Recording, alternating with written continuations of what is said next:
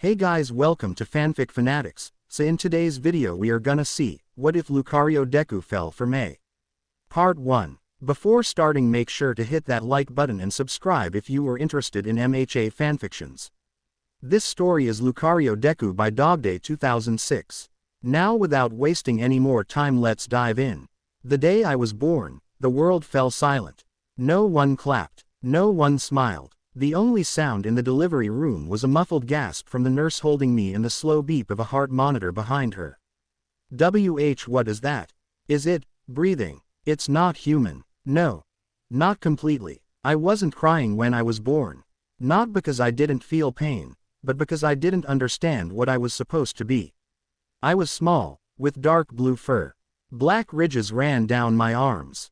A pointed tail curled behind me, and rounded ears twitched toward sound. My eyes, when I opened them, glowed crimson. Then I closed them, and I saw everything, not the way humans see, light and shadow, color and shape. I saw energy, emotions, the thrum of heartbeats, the flicker of thought. Even in darkness, the world glowed in my mind. The doctors couldn't understand it. They ran test after test, whispered behind curtains, stared at clipboards with shaking hands. No genitals, completely flat. There's no way to assign a gender. Its vitals are strong, stable, but it only responds to fruit-based sugars. It's canine, but it processes nutrients like an herbivore. Mutation class, severe. Should we register this as human? But one voice rose above the rest. My mother, Izuku, she whispered, cradling me in her arms despite the fur, the claws, the ears. My precious Izuku, you're mine, and I love you. No matter what you are. 8 years later, life didn't get easier. I wasn't like the other kids. My body was small, animal-like. My fur stood out in every classroom. I didn't speak the same way. My voice was too soft, my words came late. Some teachers said I couldn't be educated in a normal school. Others tried, but couldn't hide their fear. I didn't eat what the others ate. While they brought bento boxes filled with meat and rice, I sat alone with apples and bananas. If I ate anything else, I got violently ill. The school nurse said it was impossible. And worst of all, I didn't need my eyes open to see. When I closed them, I saw too much. I could feel people's guilt when they lied. I could sense dread before the teacher even raised their voice. I could see movement before it happened, like a whisper in the air. And I could feel it when someone hated me. Bakugo called me a dog. Others just avoided me. I tried to smile. I tried to act like it didn't hurt. But when you see people's fear as color, there's no pretending it's not there. The night everything burned. It was late. My mother had just tucked me in. The window was cracked slightly open, letting in the hum of city lights and sirens. I liked that sound. It helped me sleep. Then, a boom. The walls shook. Books fell. Screams echoed from outside. I sat up fast, ears alert, nose twitching. My heart pounded. I leapt off the bed and ran to the window, paws against the sill. Outside, chaos. A massive villain, 20 stories high, was rampaging through the district. Cars crushed beneath his feet. Power lines snapped and sparked. Glass rained down from every building. And through it all, a hero charged into view. Mount Lady. Everyone clear the streets, she roared, her body growing even taller as she tackled the villain mid-swing. They collided. The shockwave shattered windows, and then, she fell, straight toward our apartment. The wall to my left exploded in a storm of brick and steel. Something hit me, hard. My vision went white. I remember flying, heat, pain, then, nothing. The first thing I saw. When I woke, I was in someone's arms. A firefighter. His helmet was cracked, his suit scorched. I've got a kid here. I'm taking him out. But something was wrong. I could feel it. The world around me glowed orange from the fire. But beneath the noise and heat, there was a cold patch, still, silent, wrong. I closed my eyes, and I saw her, my mother, pinned beneath a steel beam. Her heartbeat, flickering, her blood, everywhere. No, I thrashed, screamed. My claws tore through the firefighter's grip. I landed on all fours and sprinted, faster than I'd ever moved, ignoring every shout behind me. I found her in the rubble, her body crushed. A long metal shard had gone through her stomach. Blood pooled around her like ink. Mom. Mom. Her head turned slightly. Her lips moved. Her eyes were half open. Glazed. But she smiled. Izu. Ku. I dropped beside her, grabbing her paw. Mine trembled. I pressed my face to hers. I'm here. I'm here. I'm right here. Don't go. Please don't go. She coughed blood. Her voice was paper thin. Don't cry, sweetie. My little star. You were always meant to shine, no matter what shape you are. Her breath hitched. You were never wrong. Not even once. I screamed as her pulse vanished. Something inside me broke. The man in the ashes. The world blurred. The heat didn't matter. The screaming didn't matter. Not even the people pulling at my shoulders mattered. Then, one person knelt beside me. A man in black, ragged scarf, tired eyes. He didn't speak right away. He didn't flinch. He just looked at me. And I saw the pain in him too. He had lost people, like me. Maybe not today, but not long ago. His voice was calm. You shouldn't have to survive this alone. I said nothing. My paw was still in hers. Your name's Izuku, right? I nodded weakly. I'm Aizawa. I'm a teacher. And I've buried too many good people. He looked around the fire.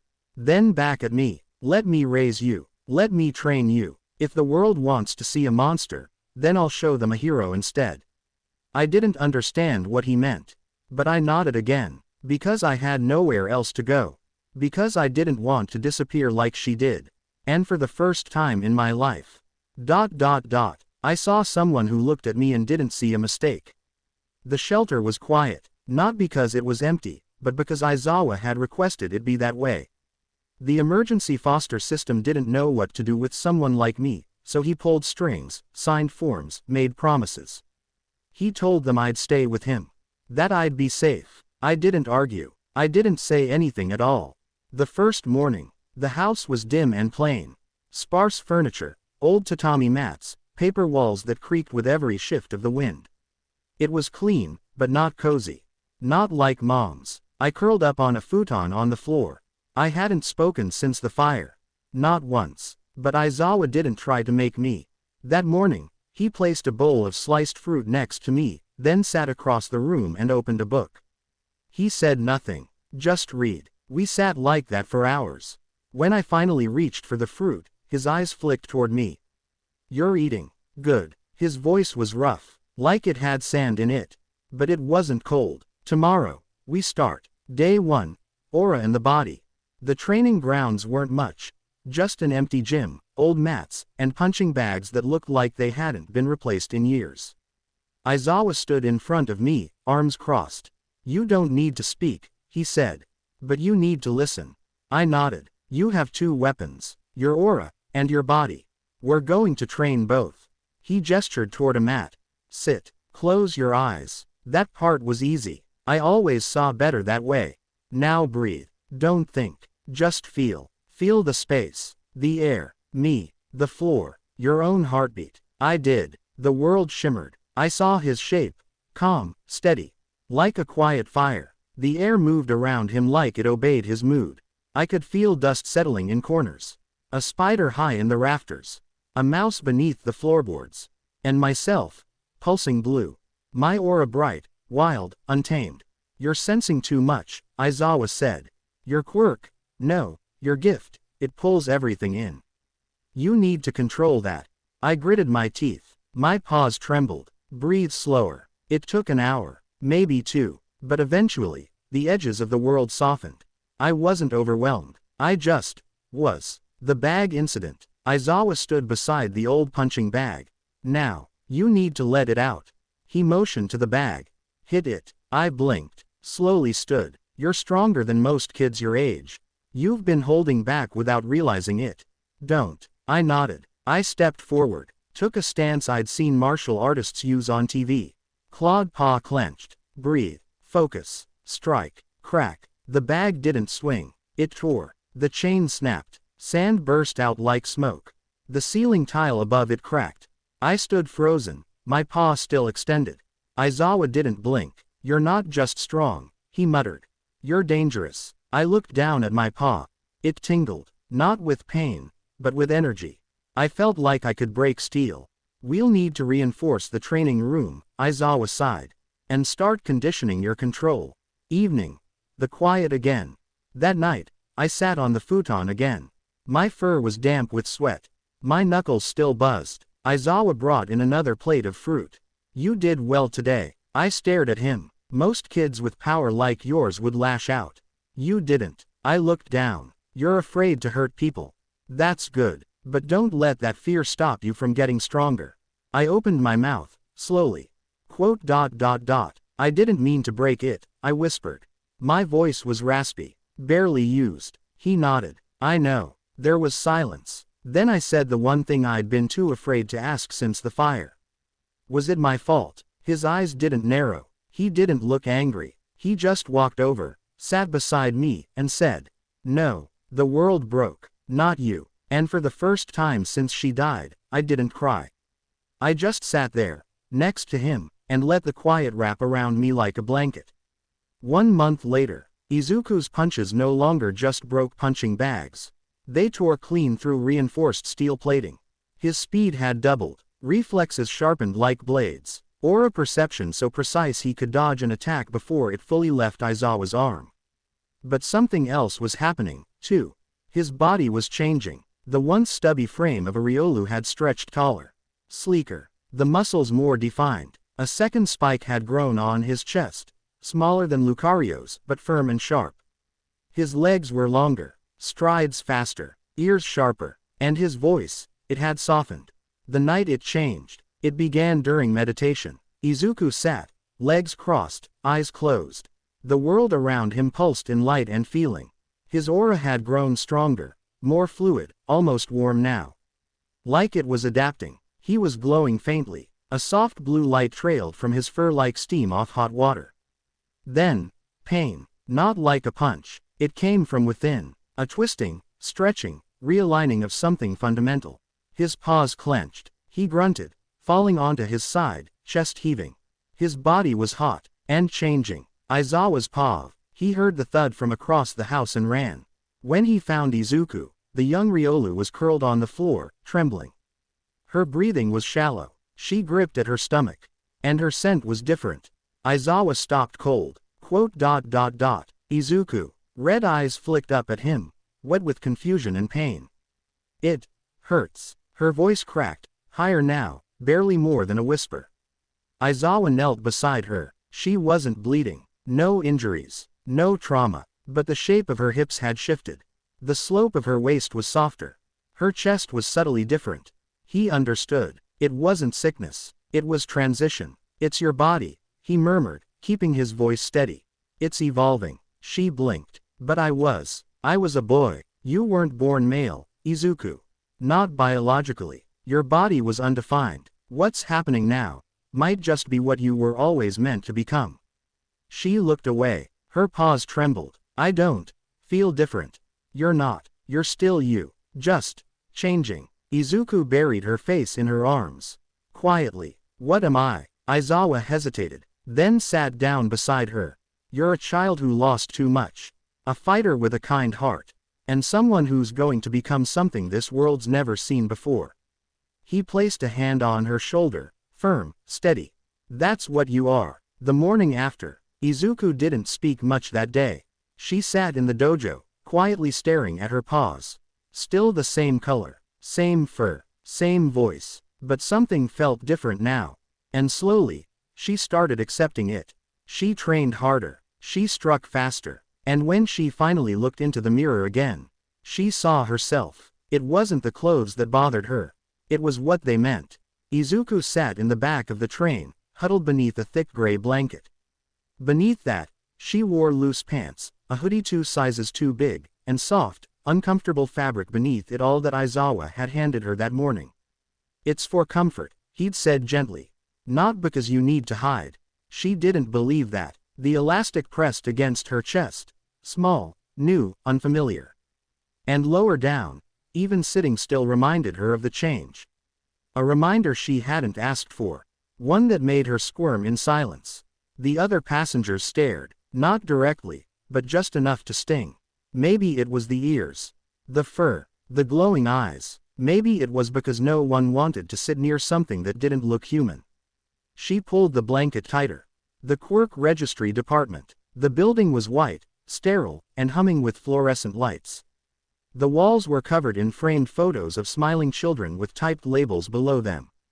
Name, age, quirk, gender, classification. Everything in a box. Everything neatly explained. Izuku shuffled in behind Aizawa, her head low, paws clutching the blanket like armor. She didn't want to be here. A woman behind the front desk gave her a look. Not cruel, just cold. Is this the subject? Aizawa's jaw tightened. Her name is Izuku Midoriya. Right. Mutation class, right. Non-human subtype. Do you have confirmed birth records? Aizawa handed over the files, but Izuku could feel the woman's discomfort even with her eyes closed. It clung to her like static. Quirk, unlabeled, energy-based, possibly biological or a perception and strength enhancement. Gender, female, Aizawa said simply. The woman raised an eyebrow. That wasn't listed last year. She changed. Naturally. We don't need a debate. Quote. Right. She motioned to a side door. She'll need to be scanned. We'll take a basic reading, and then she'll need to confirm her registration herself. Izuku swallowed hard. Scanned. Inside the room. The lights were brighter here. The air smelled like bleach and metal. Izuku stood awkwardly as a pair of machines buzzed around her, taking measurements. She flinched when cold air brushed under her hoodie, and kept the blanket wrapped tightly around her legs. The machine whirred near her chest. Hold still, the tech muttered. Aizawa stood nearby, arms crossed. Watching. Not glaring. Guarding. The scanner beeped again. Strange energy signature. Pulsing from within the chest and paws. This isn't just a mutation. This may be a whole new classification. The tech looked at her. Then away. You'll be labeled as provisional quirk type, or a class. Gender will be updated as female unless disputed. Do you understand? Izuku didn't answer. She looked at Aizawa. He nodded once. She turned back. Yeah. Her voice shook. I understand. Later that night, back at the apartment, Izuku sat cross-legged in her training shirt and loose shorts. The blanket was gone. She still wore the underclothes, but they didn't feel like shackles now. Just reminders. She looked down at her paws. She still didn't feel female the way humans described it. She didn't feel male either. She felt like herself. And maybe that was enough. Hey, Aizawa said from the doorway. You did good today. She didn't respond right away. Then, do I have to stay this way? She asked. As a girl, Aizawa thought for a moment. You don't have to be anything but who you are. The world likes categories, but you don't have to live in one. Izuku blinked, then nodded, just once. The apartment was too quiet. Even with the hum of the fan and the buzz of city life through the window, Izuku couldn't stop feeling like the silence was watching her. She paced back and forth in the dojo, paws twitching. She wanted to punch something, run somewhere, do anything but sit. Aizawa had said, "You're getting stir-crazy. Let's fix that." She expected more training. She did not expect them. The door opens. Wow. What's up, little wolf? Izuku flinched as the door slammed open and a wave of sound nearly knocked the air out of her lungs. A tall, blond man with green glasses and a wild grin leaned into the room, arms out like he was entering a concert. He wore a black jacket, loose maroon shirt, beads around his neck, and the kind of energy that crackled off him like lightning. Name's Hisashi Yamada, but everyone calls me Present Mike.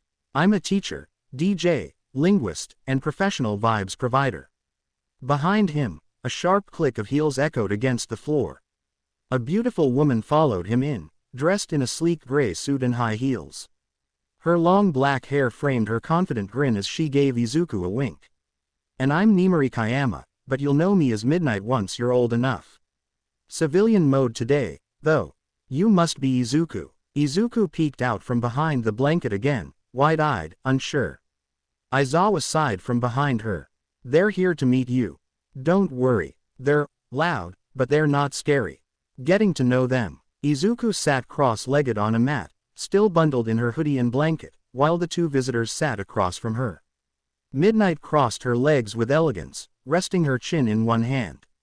Present Mike sprawled back like the floor was a concert stage. You don't talk much, huh? Present Mike asked, voice gentler now. That's okay. I do enough for both of us. Don't let him scare you, Midnight added, brushing some hair back. He might look like a weirdo, but he's got a good heart. Izuku looked down at her claws, tail flicking slowly behind her. You're not afraid of me, she murmured. Present Mike blinked. Afraid? Kid, you're awesome. You've got power, presence, and let's be real, you've got better aura than most first years have ever seen. Midnight smiled, softer now. You're not scary, you're brave. Most people would have crumbled by now. You're still standing. That's hero material. Izuku's chest tightened. She wasn't used to this. Not kindness without hesitation. Not compliments without confusion. I don't even know what I am. Midnight tilted her head. You're Izuku. That's enough. The surprise spar. Present Mike clapped his hands. All right. Aizawa told us you've been training like a beast. Let's see what you've got. You're not serious, Aizawa muttered. I'll be the dummy. Present Mike grinned. Come on, little Riolu, give me a quick punch. Let's see that aura power. Izuku hesitated, looked to Aizawa. He gave a tired shrug. So she stood, blanket off, feet planted. She took a breath, closed her eyes, and let her aura flare. A single punch. Fast, controlled, boom. Not a real hit, but the air behind Present Mike exploded, sending his jacket flapping like a flag in a wind tunnel. He stumbled back with wide eyes. Okay, that's a do not mess with stamp if I've ever seen one. Midnight just laughed, brushing her hair back. You're dangerous in all the right ways. Izuku smiled, just a little. The hallway was loud, buzzing with footsteps, chatter, and the occasional screech of sneakers on tile. But when Izuku stepped inside, the noise cut in half. She stood in the front entry of Aldera Junior High, her long blue tail curling slightly behind her. She wore the standard girl's uniform, but it barely fit. Her top was strained across her chest, cantaloupe-sized breasts testing the strength of the buttons, and a clean-cut hole had been sewn at the sternum to let her chest spike protrude freely. Her ears twitched at every whisper, eyes half-lidded, shoulders tense beneath her bag. She'd expected stares. She didn't expect everything else. The hallway. A few boys turned red instantly. A couple nudged each other, trying to look away and failing miserably. Some girls sneered, whispering behind textbooks. Others glanced at her, then quickly down at their own chests, jaws tightening. One muttered, seriously, that thing has those. Izuku didn't flinch, but her tail twitched. Hard. Class 1C. Her new homeroom wasn't special. Just a room with 2 bright lights and desks too small for her longer legs. She shuffled awkwardly to the back. Then she froze. Bakugo. He sat by the window. Arms crossed, eyes half-lidded, scowl carved into his face. Katsuki Bakugo. She knew that spiky head. That aura of anger. That heat like a storm about to break. She hadn't seen him since kindergarten. He looked taller, sharper. But still so him. He didn't even glance at her. Roll call. Midoriya Izuku. The teacher called. She stood. Every eye turned. The teacher blinked. Oh, you're the transfer. Mutation class. Yes, I see. Please, introduce yourself. Izuku swallowed. My name's Izuku Midoriya, she said softly. I'm new here. I hope we can get along. The teacher nodded and waved her to sit. Bakugo still didn't look at her. Not once. But his aura, it flickered. There was recognition under the surface. Buried. Confused. Lunch. Alone again. She sat behind the gym, picking at a bowl of cut fruit with a spork. Her hoodie was draped over her lap. Her chest ached slightly from the tight uniform. She'd survived the stares, the whispering. She could do it again tomorrow. Probably. The spark returns. That's when it happened. A shadow fell across her fruit bowl. Midoriya. She looked up, and for the first time in years, Bakugo was looking at her. Eyes narrowed, tone suspicious. Midoriya. From preschool. She froze. Her aura flared out instinctively. Yeah, what the hell happened to you? She smiled. Not because she was happy, but because she'd been waiting for this. A lot. Gym class. Prove it. Midoriya, you're up next. The PE teacher barked the order as the rest of the class stood in a lazy line, half watching. A few boys smirked. A couple of girls rolled their eyes. It was a simple strength test. A standing long jump. Nothing flashy. But Izuku knew how this worked. They didn't expect anything from her. They saw fur, claws, a spike between her breasts, and assumed she was too different to matter. She stepped up to the line. Her tail twitched, knees bent, aura pulsed quietly in her limbs. And she jumped. She cleared the mat, the cones, the entire pit, landed in a crouch 6 meters beyond the furthest marker. Silence. Someone dropped their clipboard. No freaking way. Did you see that? That wasn't a jump. That was a leap. Then came agility trials, sprint timing, rope climb, and she dominated everyone. Boys who'd laughed at her now stared slack-jawed. Girls who whispered behind her back now whispered for a different reason. Only Bakugo seemed unbothered. He didn't clap, didn't frown. He just watched, arms crossed. And Izuku could feel it. That old, hot flame in his chest. The same one he had when they were kids. The same fire that refused to lose. Locker room. After the storm. The girls' locker room was loud with voices and the rustle of uniforms. Izuku stood near the corner, changing slowly, her long tail flicking to the side. She wore a compression wrap under her gym top, tight enough to keep things under control, but nothing could really hide her size now. She tugged her shirt down and reached for her jacket. Hey, Midoriya. 3 girls stood behind her. Different cliques, different styles, but one shared glare. Don't think we didn't notice you staring at Bakugo. Izuku blinked, tail lowered slightly. I wasn't. He doesn't belong to you, another snapped. He doesn't talk to anyone, and he sure as hell doesn't talk to people like you. Izuku's ears twitched. Still no anger, just silence. We're just letting you know. You get in his way, and you'll regret it. She didn't flinch, didn't raise her voice. She just turned around, slowly, and for the first time since arriving at school. Izuku opened her eyes, crimson, glowing, sharp as polished blades. The girls froze. Her gaze locked onto them like heat-seeking fire. Bakugo doesn't care about anyone. He only cares about proving he's strong. That he's better than everyone. That's how he's always been. Her voice was quiet, but final. And then, she stepped forward, shoulders square, gaze unwavering. He doesn't belong to you. They stepped back, couldn't speak, couldn't match her. She walked past them without another word. Later, a glance through the window. Bakugo stood outside the classroom, stretching his arms after Jim. He hadn't said a word to her all day. But as she passed by, heading for lunch, he looked up, eyes met, just for a moment, and then he turned away. Still silent, but she could feel it again. That fire, still burning, still familiar. After class, the quiet before. The final bell rang. Students rushed to pack up, conversations bubbling like a shaken soda can. Chairs scraped, bags zipped, doors swung open. Izuku moved slower. She waited until most of the class cleared out, brushing dust from her uniform jacket. Her tail flicked once, then stilled. Only one person hadn't left yet. Bakugo. He stood at the back of the room, arms crossed, face unreadable. But his aura, it crackled. Like static heat. All right, he said lowly, stepping closer. What the hell's going on? Izuku didn't turn. I don't know what you mean. Bullshit, he snapped. You didn't look like that in kindergarten. You didn't move like that. You weren't. He hesitated, jaw clenched. You weren't a girl. You weren't this Lucario-looking thing. She finally turned, just enough to face him from the side.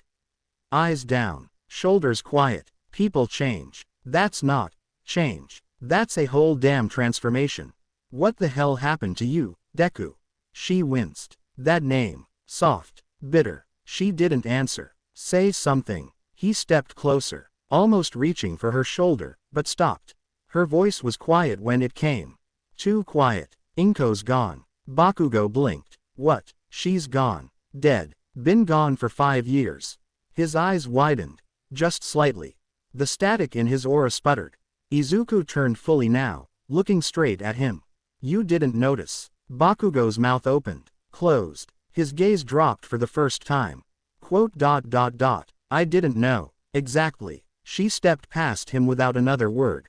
Didn't run. Didn't cry. Just walked. Like silence was all she had left.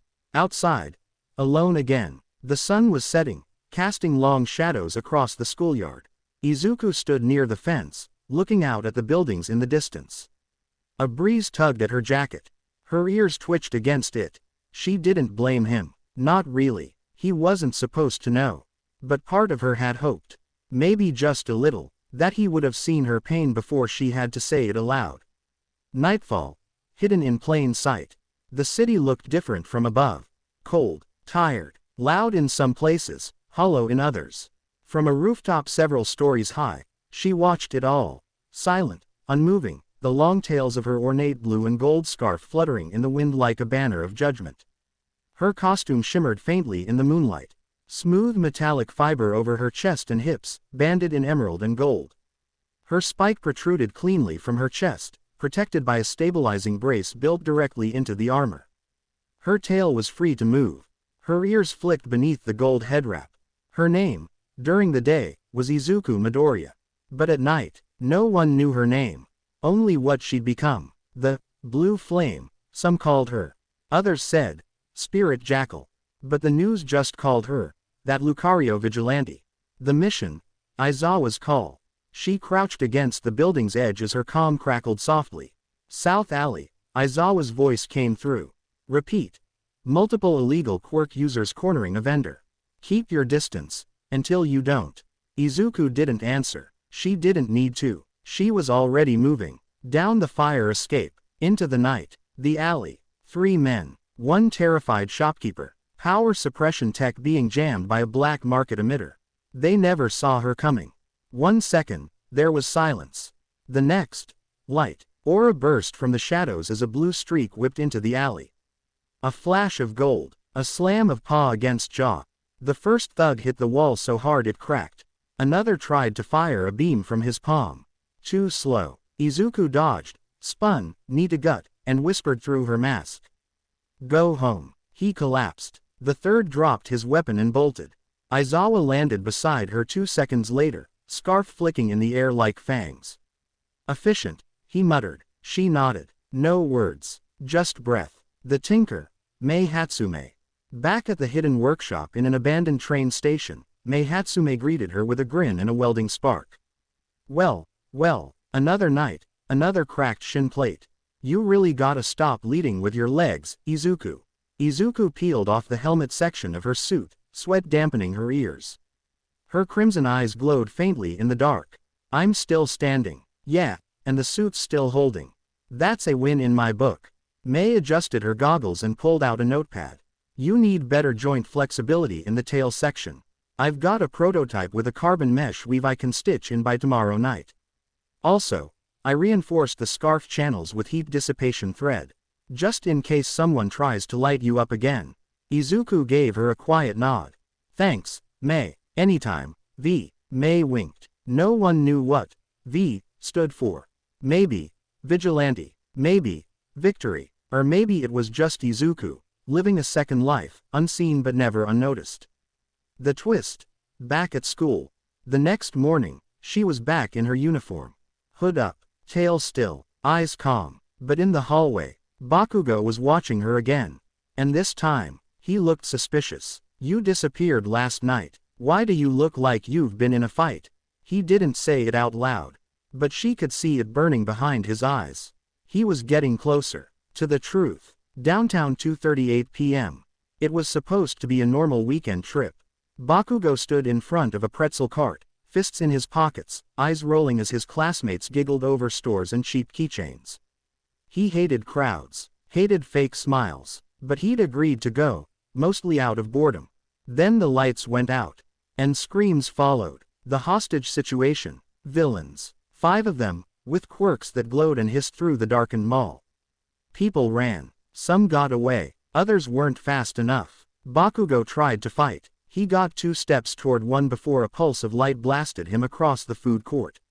Try that again, the boss growled, stepping over him, and I'll light up this whole floor. Bakugo growled but stayed down. He counted the civilians, at least 20. Families, kids, too many quirks to track. They needed help. Now. Elsewhere. Shadow in motion. By the time pro heroes were alerted, the building was sealed tight. But someone was already inside. A flicker of movement in the dark. A shimmer of light that bent the wrong way. She moved like breath through a leaf. No one saw her until it was too late. Whack. One villain dropped, silent. Then another. Then a third. By the time the fourth started to scream, Izuku was already gone again. Hidden in shadow. Tail flicking once. Breath even. She whispered into her calm. 4 down. 1 left. Boss confirmed. Civilians still secure. Aizawa's voice crackled back. You're clear to engage. Keep it clean. The final room. All eyes forward. The boss paced behind a wall of hostages. Bakugo was near the front. Cuffed, but glaring like he'd melt through the floor. The villain pointed a glowing hand at a crying girl. You think the heroes are coming? They'll be too late. Always are. No. A voice cut through the silence. Everyone froze. The villain turned. From the ceiling vent, something dropped. Tall, blue, gold-trimmed, eyes crimson, ears high, and in her paws, 2 glowing, transparent bones made of pure aura. They're already here. She stepped forward, the ground glowing beneath her feet as she gripped both aura bones like twin staffs. Let them go. Who the hell are you supposed to be? A cosplay. He fired. Izuku spun. Crack. The aura bone in her left hand deflected the blast. She charged forward, faster than the eye could follow. Bakugo's eyes widened. No way. The fight. Bone rush. She swung. Clack. One bone across the villain's arm, breaking his focus. He retaliated. Whip-like wires launched from his coat, sparking with energy. Izuku ducked, spun, and countered with her second bone, right into his side. Then both in tandem. 1, 2, 3. Bone rush. A flurry of strikes too fast to count. The villain hit the ground, groaning, sparks dying from his fingers. She didn't pose, didn't speak. She just turned toward the civilians. Her aura pulsed, and the cuffs on Bakugo snapped open. Bakugo's eyes. She looked at him for only a moment. He looked back, and something in him froze. He didn't know who she was. But something about her. The eyes. The weight of her presence. Midoriya. But then she was gone. News broadcast. That night. Once again, the Lucario vigilante has struck, saving over 20 civilians in a daring rescue at Central Mall. While her identity remains unknown, citizens have taken to calling her Aura Knight. And once again, no footage caught her face. Curiosity, or something else. Bakugo didn't mean to follow her. Not really. It started as instinct, a nagging suspicion. That blue-furred girl in class, the way she moved, the way she fought, the eyes, it had to be her. He shouldn't have known the name of the encrypted, untraceable site Aizawa once showed him by mistake. He really shouldn't have remembered the access code burned into his memory by sheer accident. But here he was, behind a closed panel beneath an abandoned train line. Inside a dim, tech-filled hideout. The workshop, glowing screens, armor prototypes, gadgets half-built and scattered like a graveyard of ideas. And laughter. Familiar. From a voice he hadn't heard laugh like that in years. You're such a dork, Mei. Bakugo froze behind a rack of tools. He peeked around the corner. His heart nearly stopped. Izuku. Fully out of costume. Chest exposed through a training top. Tail swaying lazily, ears relaxed. And leaning close. Too close. To Mei Hatsume. The girl in question had a wrench in one hand and wide eyes. But her cheeks were flushed. And Izuku, she kissed her, not soft, not shy, a kiss with weight, intent, meaning, and then another, and another, hands on Mei's cheeks, their foreheads touching, Mei laughing breathlessly between it all. Bakugo slowly backed away, silently, mind spinning. The rooftop. Later that night, he stood on the edge of a building, hands buried in his pockets, eyes narrowed at the sky. So she really is the vigilante. He clenched his teeth. And she's with Hatsume. It wasn't jealousy. Not really. He didn't even know what it was. But part of him kept repeating the same question. Does that make her into girls? He huffed, frustrated. What the hell do I even care? But he didn't tell anyone. Wouldn't, couldn't, because somehow, he respected her more now. Not less. Back in the hideout, Izuku curled up against Mei on the floor, their breathing slow, her muzzle buried in Mei's hair. "I'm glad I don't have to pretend around you," she whispered. "I've always liked wild things," Mei murmured. "You just happen to be one who's soft in the middle." They laughed. Far above, under the stars, Bakugo stared out over the city, knowing something no one else did. 3 days later, school hallways. It started subtly. A loud chair scrape, a muttered insult, a laugh just a little too sharp behind Izuku's back. "Freak, what even is she?" Bakugo used to be friends with that thing. And every time, before Izuku could even twitch her ears, Bakugo was gone, somewhere private. He didn't raise his voice. Not at first, but his eyes said everything. And so did his fists, clenched but not used. Not yet. He pinned each student with a glare like napalm. Backed them against walls, corners, staircases, where no one else would see. And said words that felt like fire on skin. "You think calling her a freak makes you better? Say it again. I dare you. Next time, I won't be this nice."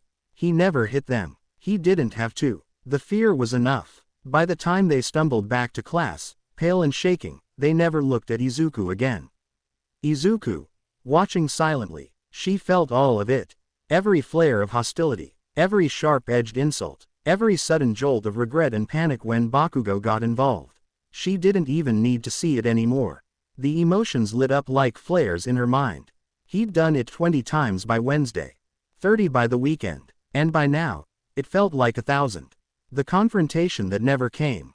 She never stopped him, not once, but she also never thanked him. One day, between classes, he leaned against her desk, arms crossed, avoiding her eyes. You don't have to worry about those idiots anymore." She didn't respond, just looked up at him, calm, quiet, red eyes glowing faintly. "I know what you've been doing." He blinked. "What?" "Every time someone says something. Every hallway, every corner, every threat you never made, but meant." He looked away. "TCH, whatever. Not like you could stop me." She tilted her head, then smiled faintly. "I don't want to." That made him freeze, just for a second. Then he snorted, turned on his heel, and walked off. But his aura, it glowed warm. For once. 2 months in, lunchtime. By now, people had mostly stopped whispering about her. Izuku still got the occasional stare, especially when her ears twitched or when she stretched and her shirt pulled around her chest spike, but no one said anything anymore. At least, not where she could hear. Because Bakugo had made sure of that. She sat under the tree behind the gym, legs crossed, tail draped beside her lunch container full of sliced fruit and tofu. She chewed slowly, eyes half closed. Then, without warning, Bakugo dropped onto the grass across from her, arms folded behind his head. "You always sit alone." Izuku raised a brow. "You always sit with your feet on the desk." Touché. For a while, they didn't say much. The breeze stirred the branches above. The sun warmed her shoulders. Then he asked it, "So, what happened to you?" She blinked. "You mean, why I look like this?" "Yeah, I mean, you were a soft-spoken little mutt in preschool. Now you're, like, taller than most guys and built like a martial arts goddess." She laughed softly, surprising even herself. "Training and meditation. Aizawa taught me how to push my body, and how to control it. The more I listened to my aura, the more it responded." "Aura? Huh, it's not a quirk. Not really. It's like my soul talking back. And when I finally listened, it shaped me."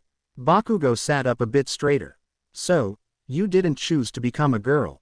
"Not exactly. My body made that decision on its own. I just let it happen." He nodded slowly, didn't argue, didn't scoff. Then, after a beat of silence, "You into anyone?" Izuku choked on her fruit.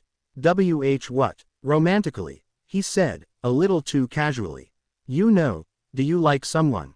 She blinked, tail twitched, cheeks heated. He didn't look at her, just stared at the sky like he was asking about the weather. She cleared her throat, recovering. "I guess, yeah, I do." That made him glance at her. "Who?" She smiled. Not mischievous, but warm. Gentle. "She's brilliant. Obsessive. Her brain moves faster than her words. She makes things Crazy things that shouldn't work, but do.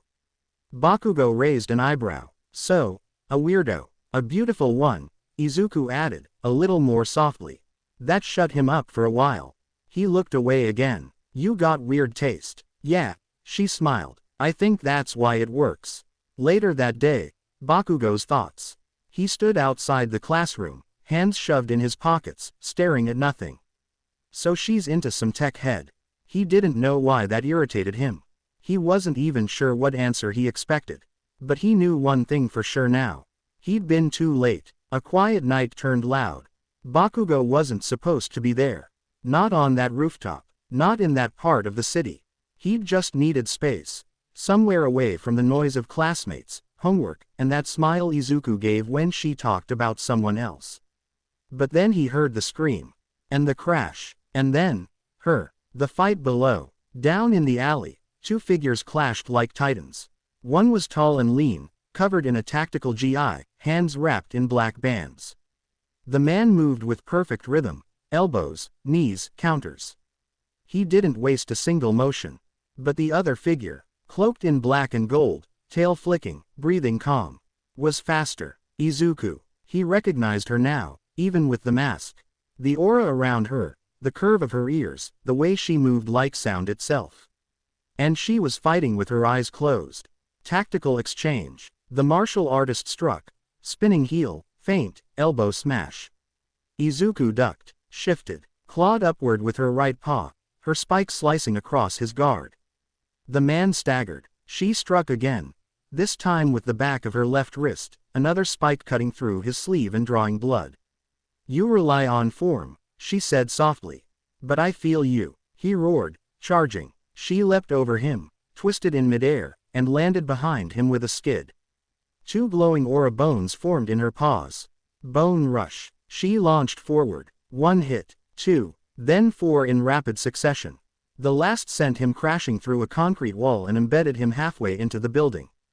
Shockwave. Dust cloud. Silence. Bakugo's view. He couldn't breathe for a moment. She hadn't missed a single step. Didn't waste a movement. Didn't even open her damn eyes. He stood at the edge of the roof, stunned. And just as she turned to leave, he tensed. She paused, ears twitching, her head tilted slightly in his direction.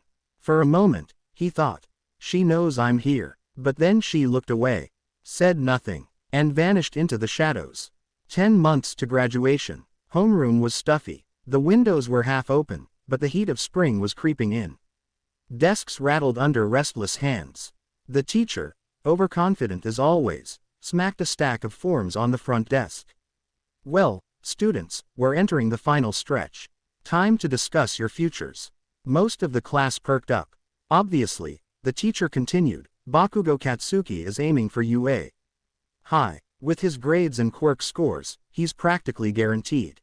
Some students clapped. Bakugo didn't acknowledge them. He just sat with his arms folded, eyes half-lidded, like it wasn't even worth reacting to. Now, if anyone else is applying to hero schools, speak up. No one did. Until, I won't be going. The voice was calm, quiet, still, but it cut the room in half. Everyone turned. Even the teacher froze. Izuku stood at her desk, tail curled gently around one leg, arms folded behind her back. Her crimson eyes were half closed, her face unreadable. I'll be withdrawing from school before the year ends. Personal reasons. Dead silence. Midoriya, the teacher scoffed, I hope you understand that giving up now means closing doors forever. I'm not giving up, she said simply. I'm choosing a different path. But she's serious. Is she sick? Is she pregnant? Shut it. Bakugo growled without even turning around. The room quieted again. After class, the oath kept. He found her behind the school, sitting on the grass with a sliced apple in her paw. You sure about this? She nodded. I can't keep hiding what I am. If I stay, they'll keep looking. Eventually, someone will connect the dots. He clenched his jaw. I hate it. She looked up. I know. He stared at the fence. At nothing. Then muttered, I won't tell anyone. She smiled softly. I know. Not even if they torture me. I'd be disappointed if they could. He huffed. Looked down. You could have gone to UA. You're stronger than any of them. I've already been where UA will send them, she said quietly. Out there, at night. I don't need a diploma to prove it. He didn't argue, just stood there, with her, knowing her secret, and carrying it like a silent oath. 3 months before the end. They got her at the edge of a warehouse district. Too many drones, too many floodlights. She could have escaped if she'd been alone. But there were civilians, so she stayed. And now, Izuku sat in a steel chair, her wrists cuffed to the table, her body still and upright. Across from her were 3 detectives, a quirk suppressor flickering faintly in the ceiling. She didn't speak. She didn't need to, because she wore her new helmet, a sleek, angular Anubis-styled jackal headpiece with gold trim and piercing eye guards. Made by May, it was more than armor. It was protection. Remove your helmet, one detective said. Silence. You are not a licensed hero. What you've done violates multiple vigilante clauses under the Hero Registration Act. Still nothing. The second detective leaned forward. You've been spotted at over 30 crime scenes. You've taken down dozens of villains. People are calling you a hero, but you're just a mask. The first detective slammed the table. We will find out who you are. The moment they tried to reach forward. Click. The helmet's inner clamps locked. With a hiss, the metallic crown sealed tightly around her head, like a second skull. May had installed it to prevent forced unmasking. Any tampering could trigger an emergency shock pulse. The officers backed off with scowls. Stupid piece of junk. Then we'll talk the hard way. The interrogation. It lasted hours. They asked everything. Why do you keep interfering? Are you connected to any villain groups? Are you trying to discredit heroes? Who trained you? Izuku remained motionless. Her eyes never opened. Her breathing never changed. Until the third detective, quieter than the others, asked gently. Why are you doing this? A pause. Then her voice, muffled behind the helmet but calm. Because someone has to. That's not a reason. It is if you're the one bleeding in an alley. Or tied to a pipe while the police are stuck in traffic. You're breaking the law, so were the people hurting them. Silence. She leaned forward slightly. You don't need to know my name. Just know that when it's dark, I'll still be there. Later. Released under pressure. They couldn't unmask her, couldn't charge her, couldn't even prove her age. And the media, they were already spinning it. Vigilante rescued hostages, escaped corrupt raid attempt. Hero Commission was furious. The local department had no choice. They let her go. Outside. Watching again. High above the precinct, hidden in the shadows of a comms tower. Bakugo watched. He didn't interfere. Didn't say anything. But when he saw her step out, still helmeted, still unbroken, he whispered, "Dumbass," then smiled. Just a little. After the interrogation, the workshop. The moment Izuku walked through the door, the smell of oil and burnt plastic wrapped around her like a familiar hug. She barely made it 3 steps before. You're late. May's voice cracked, trying and failing to sound annoyed. Izuku opened her mouth to reply, but she didn't get the chance. May ran to her, not with her usual hyperactive bounce. No tools in hand, no sparks in her eyes.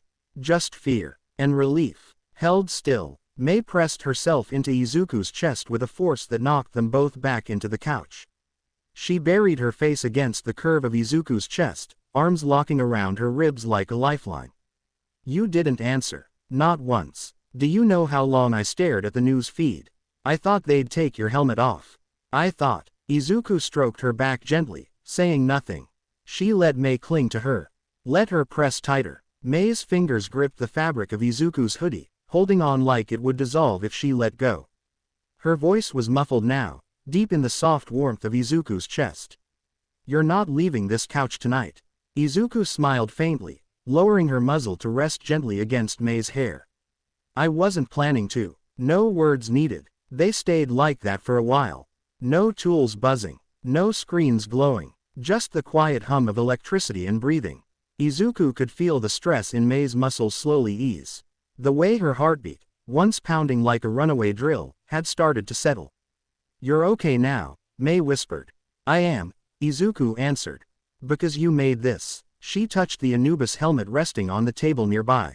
You saved me. You always save me. May sniffled, refusing to lift her head. Next time, I'm adding a teleport function. That sounds dangerous. So are you. They both laughed, quietly. And Mei didn't let go. Not for a long, long time. 2 days before the UA exam, Bakugo hated asking for help. But after everything, after watching her in action, after realizing how far behind he'd fallen, he hated the idea of failing more. So he found her, late at night, in the abandoned rail yard where she trained alone, and said the words like they were acid on his tongue. "Train me." Izuku blinked, crimson eyes glowing faintly. "Seriously, don't make me say it twice." She didn't smirk, didn't gloat, she just stood. "Then get ready. Night 1, you hesitate. You lose." The training started instantly. No warm-up, no stretching. Izuku dashed at him in a blur of motion.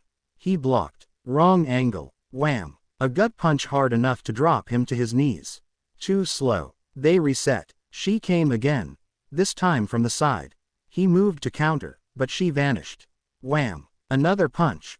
Lower ribs. You flinch before every swing. You're thinking like a brawler.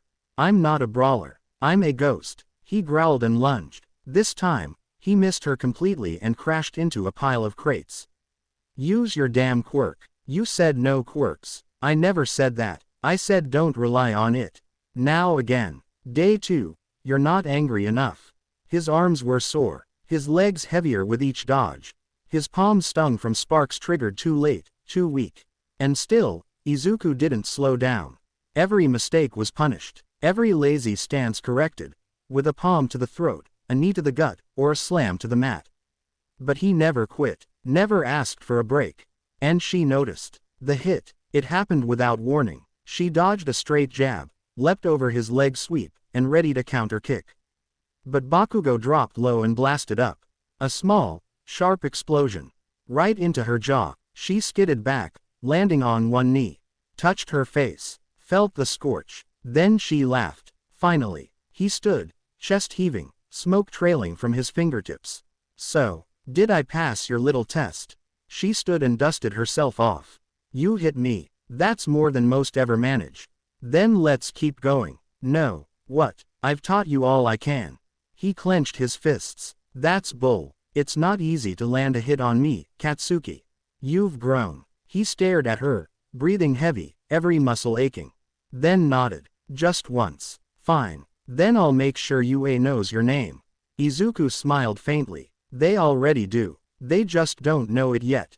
The day of the UA entrance exam began with wind. Not the guiding kind, but the sharp, spine-pulling gusts that curled around buildings and scraped at the skin. It roared through the entrance plaza like a warning. Most of the examinees flinched. But not Bakugo Katsuki. He stood tall in front of the gates, hands shoved into his pockets, shoulders rolled with confidence that was carved rather than worn. Around him, other students muttered, shifted nervously, or cracked their knuckles in showy displays of false control. Bakugo didn't speak. He didn't even blink. But his chest burned. Not with fear, with expectation. This was the moment he'd been dragging himself toward since he was a kid, since he first saw All Might blow away a villain with a single smile. And lately, that fire had sharpened, not just from years of effort or the weight of pride. From training, from pain, from her, Izuku, the weird, broken, deadly girl who used to be the boy he bullied. The one he remembered as the quiet, quirkless mutt from kindergarten. Now she was the strongest thing he'd ever thrown a punch at. And for 2 days straight, she hadn't let him forget it. She beat every mistake out of him with a closed fist and a calm voice. She reminded him what pain felt like, what control felt like, and now, standing outside the school he swore he'd own, he could still feel the echo of her knuckles in his ribs. He breathed in once, sharp and slow, then walked into the gates of UA without a word. Far above, perched silently on the ventilation tower of an abandoned broadcast spire, Izuku watched. Her knees tucked up to her chest, tail curled neatly behind her. Her crimson eyes were shut, but her vision was perfect. Aura danced below her, streams of nervousness, pride, excitement. All glowing in different shades. But Bakugo's aura was molten gold. Still rough, still pulsing too hard, but steady. She didn't smile, but she felt something warm in her chest. Mei's voice ticked in through her earpiece. "You see him. Yes. He look ready. Pause. Yes. Good. Because I put a lot of tech into your stupid scarf and I'd hate for it to go to waste if you have to save his ass. Izuku chuckled softly, watching Bakugo as he stepped toward the starting zone, arms crossed like he already owned it. He doesn't need saving today. The testing arena was broken into sectors, each a walled city designed to simulate destruction, chaos, and enemy saturation. Examinees were dropped into their own districts. The air smelled of rust and artificial smoke. Bakugo stood at the edge of his zone, bouncing slightly on his heels. He kept his hands loose. He didn't look at the other students. Didn't speak to them either. He was waiting for the countdown. Not just for the gates to open, but for everything to fall away. The noise, the doubt, the memory of being knocked on his back by her. The buzzer screamed. The gates flew open. Bakugo moved like a firebomb. Boom. His first explosion launched him above the crowd, arcing through the air with practiced control. His eyes flicked left, 2 one-point bots lumbering out of a building. He spun mid-air, palmed forward. Boom, boom. 2 metal torsos split in half before they touched pavement. He landed in a sprint. A boy to his right flinched as a 3-pointer skidded into view. Bakugo was already mid-leap. Boom. He crushed its face with a diving blast, twisting as the backdraft flung him toward the next target. 10 points. Then 17. Then 23. He didn't smile. He didn't need to. His body knew the rhythm now. He was the rhythm. Izuku sat higher now, perched near the edge of a billboard, the wind tugging at the hem of her cloak. She didn't speak, didn't move. Her eyes remained closed, but the colors beneath her skin pulsed in sync with every explosion. She felt his growth. He still flared too wide when landing. Still overcharged his close-range blasts. Still burned too hot, but he was evolving, using terrain, reading movement, adapting. She exhaled through her nose, slow. You're listening after all. Bakugo wasn't counting points anymore. He didn't care. The bots kept coming, and he kept moving. When his gauntlets burned too hot, he adjusted angles. When his legs screamed, he shut them up. He didn't have time to think. Didn't want to. Thinking reminded him of how close he came to giving up on asking her for help. Thinking reminded him that the girl he once mocked now outclassed him in every way. He didn't want to think. He wanted to earn this. He launched into the side of a low rise, twisting in midair to detonate a 3-pointer that had just cornered another examinee. The girl shrieked, stumbled. He didn't wait for thanks. Didn't say a word. He just ran. Far above, Izuku sat completely still as the warning klaxon blared. 0-pointer activated. She opened her eyes. Crimson narrowed to slits. And then she waited. Quiet. Bakugo heard the mechanical roar before he saw it. The ground trembled beneath his boots. The skyline shook. A 30-meter machine lumbered into view, dwarfing the buildings, its glowing red eye scanning the destruction below. Everyone fled. But Bakugo didn't move. Not yet. Not until he saw it. The girl, trapped under a collapsed cart, leg pinned. Her screams lost beneath the machine's grinding roar. He cursed under his breath. And ran toward her, not away. Izuku didn't flinch. Didn't whisper. She simply crouched forward, lowering her body slightly. Ready to move, just in case. Bakugo reached the girl and skidded beside her. She was crying, breathing hard, dust in her hair. He saw the break. Clean, maybe fractured. He grabbed the edge of the cart and blasted it upward, letting it roll as gently as he could. She blinked up at him. Why didn't you run? He didn't answer. Just stood up, turned, faced the 0-pointer, and launched. The 0-pointer loomed like a god made of iron. Its head scraped the sky, gears grinding, red optic glowing brighter as it locked onto the injured girl pinned under rubble. Its towering body creaked with the weight of hundreds of metal plates, pistons the size of trees firing with each monstrous step. And Bakugo stood in its shadow. His shirt clung to his back, soaked with sweat. His breath came in hisses through clenched teeth. Sparks danced at his fingertips, but his arms trembled from overuse. He had been fighting non-stop for nearly 15 minutes. He wasn't exhausted. He was furious. His legs screamed at him to move. His pride screamed louder. He knew he couldn't blow the thing apart with what he had left, not fast enough. And the girl, she was crying now, hands over her head, rubble weighing down her leg, too crushed to crawl, too scared to scream anymore. The zero-pointer raised its arm, each finger longer than a car. The servos groaned as it tilted down toward her like judgment itself. Bakugo launched forward. Rahhhhhhhhhhhh. A full-force explosion propelled him like a bullet. His aim was dead center. One shot, right at the sensor. Boom. The blast connected. Smoke burst from the impact point. And when the air cleared, it hadn't even scorched the paint. Bakugo's body hit the pavement hard. He rolled, scrambled to his feet, rage and panic tearing through his ribs. Move, damn it. He sprinted again. Another explosion. Too slow. The machine's arm was already dropping. The shadow of death swallowed the girl whole. Bakugo reached out with one shaking hand. And then something sliced the sky. A streak of brilliant blue. Spinning, glowing, crackling with unnatural force. It hit the zero-pointer's head before the impact could fall. There was no warning, no shout, no energy signature the pro-heroes could detect in time. Just a sudden, impossible shockwave. Boom. The sound split the air in half. The entire arena shuddered. The zero-pointer's head didn't explode. It detonated inward, like something had been forced through it, clean, precise, surgical. And what was left behind? A massive hole, steam, sparks raining like hellfire. The monster teetered, then crashed backward in a thunderous heap that flattened 3 buildings and rattled every window in the simulation zone. The girl wasn't harmed, not even a scratch. Bakugo stood frozen, arms still extended, heart hammering in his chest. The entire arena went quiet. Up in the observation room, Present Mike dropped his clipboard. Midnight lowered her sunglasses slowly. Snipe let out a low whistle. Smentos just muttered, "What in the hell?" 13 leaned in, fingers clenched at her console. And Principal Nezu narrowed his eyes. "Rewind that," he said quietly. A second later, the replay flickered onto the big screen, slowed down frame by frame. The blue streak came into view. Just a blur, but Nezu's enhanced vision caught shape. Not a blast, not a quirk, a weapon, a bone staff. It wasn't thrown from a machine. It came from above, from somewhere outside the exam zone. And it traveled at a speed no known human could throw without vaporizing their own arm. Nezu tilted his head. "That," he said, tapping the desk with one clawed finger, "was not part of the test."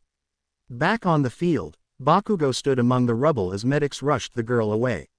He wasn't listening to them. His eyes were locked on the crater in the zero-pointer's skull.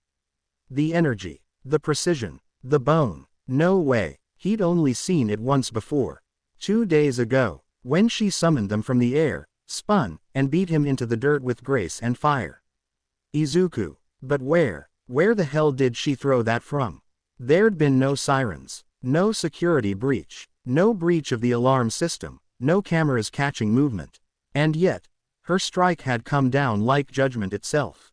He clenched his fists, ignoring the ache in his arms. "How strong are you?" Miles away, on the rooftop of a condemned skyscraper barely standing after a recent demolition order, Izuku exhaled and lowered her arm. The glow at her fingertips dimmed. She didn't smile, didn't blink. She just stood there, wind curling around her cloak, and whispered into her scarf's calm. "Target neutralized." May's voice crackled back, breathless. "You actually hit it from there." "I aimed high. That was a city-level arc and a half." "Do you know how many cameras you just—" "Wait. Never mind. That's a dumb question. How's Bakugo?" Izuku's eyes closed again. "He's fine." Back in the observation tower, Nezu's screen froze on a final image. The crater, the trail of aura still lingering in the air. He leaned back in his chair, tail flicking slowly. "Well," he murmured to no one, "looks like UA has more to worry about than just a batch of students." He turned toward the blank wall and smiled faintly. "I wonder who you are." 1 week later, UA. Principal's office. Principal Nezu had not slept much. Not that it mattered. He didn't require sleep the way humans did. What he required was resolution, precision, answers. And for the last 7 days, he'd had none. The incident during the UA entrance exam replayed in his mind constantly. The massive zero-pointer, disabled by a strike so precise it bordered on supernatural. A glowing blue staff had flown like a spear from the heavens, burrowed into the machine's skull, and dropped it in a single hit. At first, he'd thought it might have been a hidden quirk. But after analyzing thousands of student records, medical scans, public databases, and confirmed quirk registrations, nothing. No student registered to take the UA exam that day had any power resembling summoning bone-shaped weapons, let alone throwing one from such a distance with such destructive precision. It was a ghost. Until tonight. Surveillance Room 2:11 a.m. Nezu sat alone in a low-lit chamber beneath UA's main tower, surrounded by dozens of floating holograms. Each screen showed a different slice of footage: traffic cams, news reports, drone captures. All filtered through one keyword: vigilante. Lucario, unknown. Most were shaky night recordings. Grainy, blurred. Some were obvious hoaxes. But one caught his eye. A security feed from a warehouse district, timestamped 3 nights prior. The vigilante, moving through shadows, flattening a black market arms dealer with blinding speed. Her form was unmistakable. Tall, blue-furred, glowing crimson eyes, and a long scarf trailing behind her like a cape. And then, the staff. Only a flicker, but it glowed. Nezu paused the frame, zoomed, enhanced. The object in her paw wasn't a pipe or baton. It was a shaped staff, curved at the ends, slightly cracked in the center. Bone. He played the video frame by frame. The vigilante launched it like a javelin, and it buried itself in a truck engine. Clean throw. Exact rotation. A staff made of aura. So you're the one, Nezu whispered. He sat back, steepled his paws, and began typing. Tracking the ghost. She had been seen before. News reports over the last 18 months told of a masked figure interfering in gang skirmishes, rescuing civilians during quirk-related brawls, even defusing a hostage situation before police arrived. Always unseen, always gone before anyone could trace her. But Nezu wasn't anyone. He cross-referenced dates, times, weather patterns. He built a map of every confirmed sighting, each location a dot glowing faintly on a digital city grid. Then he overlapped those sightings with known urban dead zones, places without traffic cams or hero surveillance. He found a pattern. She always disappeared within a 5-mile radius of the same 5 blocks.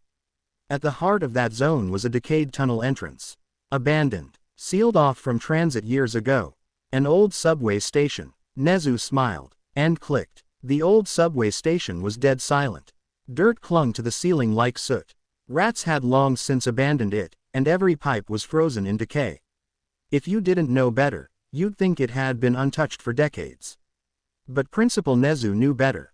He moved carefully, claws tapping along the old tiles as he descended deeper into the heart of the abandoned tunnels. His eyes scanned the environment, his small nose twitching with each new scent of solder, steel, and faint ozone. There had been people here. Recently. That alone wasn't shocking. What was who? He turned one last corner.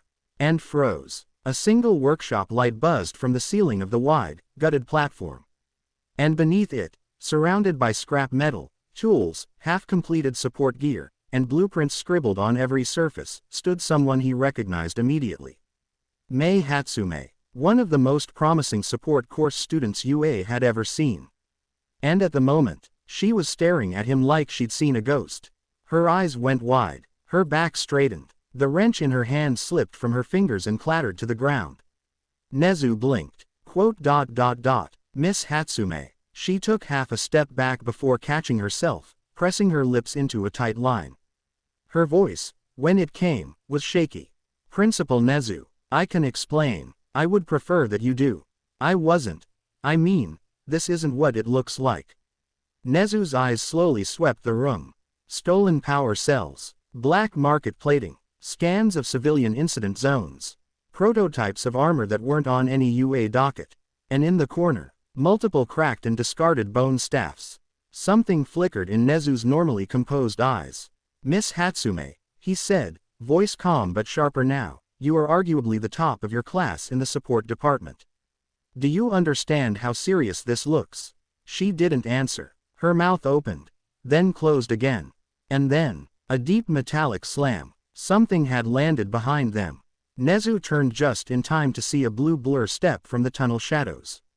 She wasn't hiding. She didn't creep. She walked out of the dark, straight-backed and heavy with intent, glowing crimson eyes behind a bone-white jackal helmet.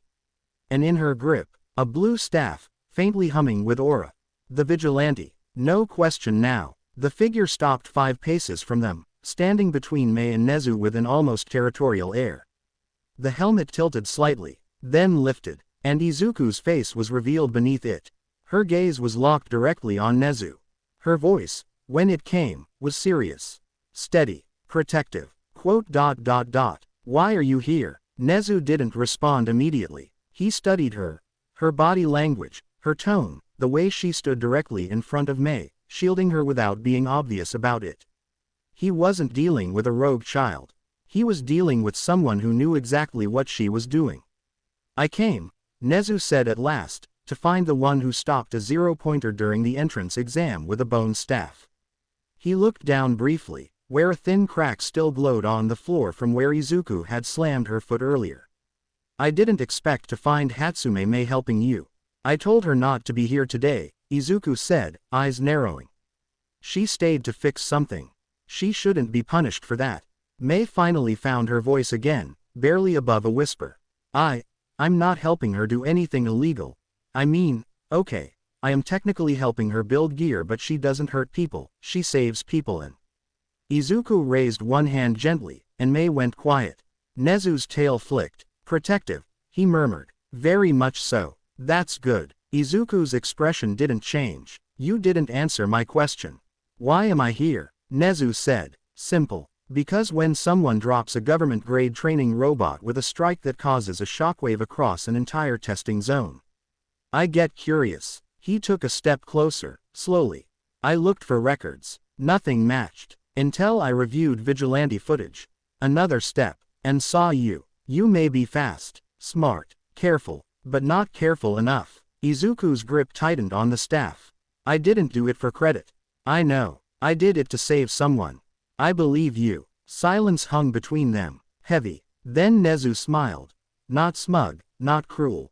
Simply impressed. You are the only vigilante in my memory who has gone undiscovered this long despite actively operating within hero-dense territory.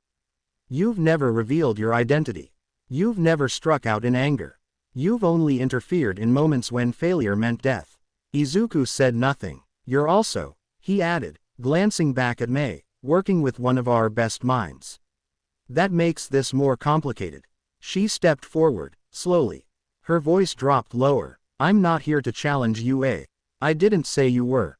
I'm here to protect people when no one else can. That's all. I know, Nezu said gently. Then he looked between the two girls and added. But you must understand. The world doesn't care about intent. The law doesn't bend for tragedy or loss. If I wanted to, I could report both of you tonight. Mei flinched. Izuku didn't move. Will you? Nezu smiled again, smaller this time. I haven't decided. The tension in the room was thick enough to feel. Nezu stood calmly in the center of the subway platform, hands behind his back, watching Izuku and Mei with unreadable eyes. Izuku remained still, staff gripped loosely in one hand, helmet tucked beneath her arm. Her body blocked Mei from view, like a shield. Mei looked like she wanted to melt into the wall. Then, a metal door slammed open. Heavy boots hit the stone floor, fast, urgent. Nezu. Everyone turned. From the far entrance of the tunnel, Aizawa stormed in, scarf trailing behind him like a banner of war. His hair was half-tied, uniform jacket unbuttoned, and his usual dead-eyed calm was gone. There was panic in his steps, and fury behind his eyes. Principal, step away from them. Nezu blinked. Eraserhead. Aizawa didn't slow down until he was standing right between Nezu and the girls, chest rising and falling as he turned toward the principal. She's a child, he snapped, pointing toward Izuku. And Mei's barely more than that. You're not calling the commission. Not tonight. Nezu tilted his head, still perfectly calm. Shota, he said carefully. You knew. I gave them this place. Aizawa bit back. I'm the reason they had a safe space to work. To hide. To live. That surprised Nezu. His eyes widened slightly. I didn't think you'd condone vigilante action. I don't. Aizawa hissed. But I also don't condone leaving kids to suffer alone after they've lost everything. He turned slightly, just enough to glance at Izuku, who stood there, still serious, but clearly caught off guard by his sudden arrival. She's not hurting people, she's saving them, risking herself every night. And Hatsume's not enabling crime, she's trying to help someone do what heroes should have done years ago. Nezu was silent, but Aizawa wasn't finished. You can throw me under the bus if you want. Expel me, drag me in front of the board. But if you're thinking about punishing them. His voice dropped lower, more controlled. Then you're going through me first. The echo of his words filled the tunnel. Nezu stood still for a moment. Then gave a small, almost sad smile. I'm not here to destroy lives, Shota. Then don't start now. I'm here because someone threw a blue bone staff through a machine the size of a building, and made me curious. You know how dangerous curiosity is, don't you? Aizawa didn't answer. Nezu looked past him at Izuku, who hadn't moved since his arrival. Her expression was unreadable now, eyes shadowed beneath fur and fatigue. I wanted to see for myself, Nezu said. Who it was, why they did it, and what they believe in. He paused. Now I know. The tension hung heavy even after Nezu finished speaking. Aizawa didn't move from his spot in front of the girls, still breathing heavily, ready for another fight. But then, Nezu sighed softly. I didn't come to make threats, he said. I came to weigh potential. And now that I've seen it, I'd be a fool to waste it. He stepped forward, just a little, not enough to provoke Aizawa. Midoriya Izuku, he said, gaze now focused squarely on her. From this moment forward, you will be trained in secret, by me and by Eraserhead. No registration, no public enrollment, but with the full weight and structure of Class 1A's curriculum.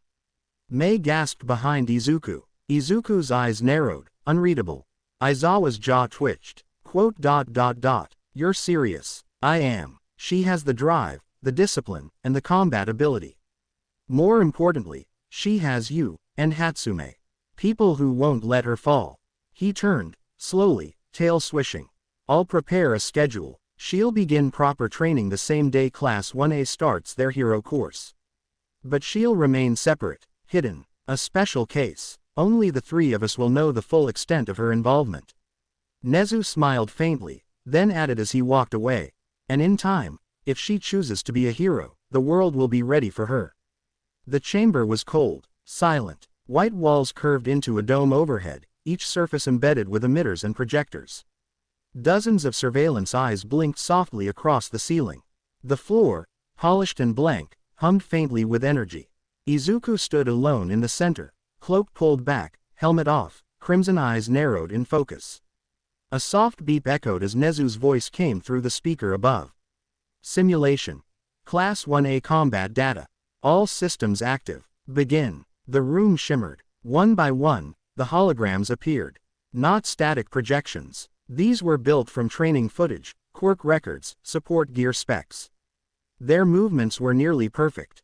Personalities embedded. Weaknesses and strengths retained. All 20. Izuku cracked her knuckles. The first wave came fast. Bakugo. Explosive, erratic, but no special moves. Predictable in this version. Izuku danced around his blasts, letting him exhaust himself before catching his arm and flipping him to the floor. Todoroki ice only. He raised a glacier from the ground. She shattered it with Bone Rush. His range was deadly, but slow.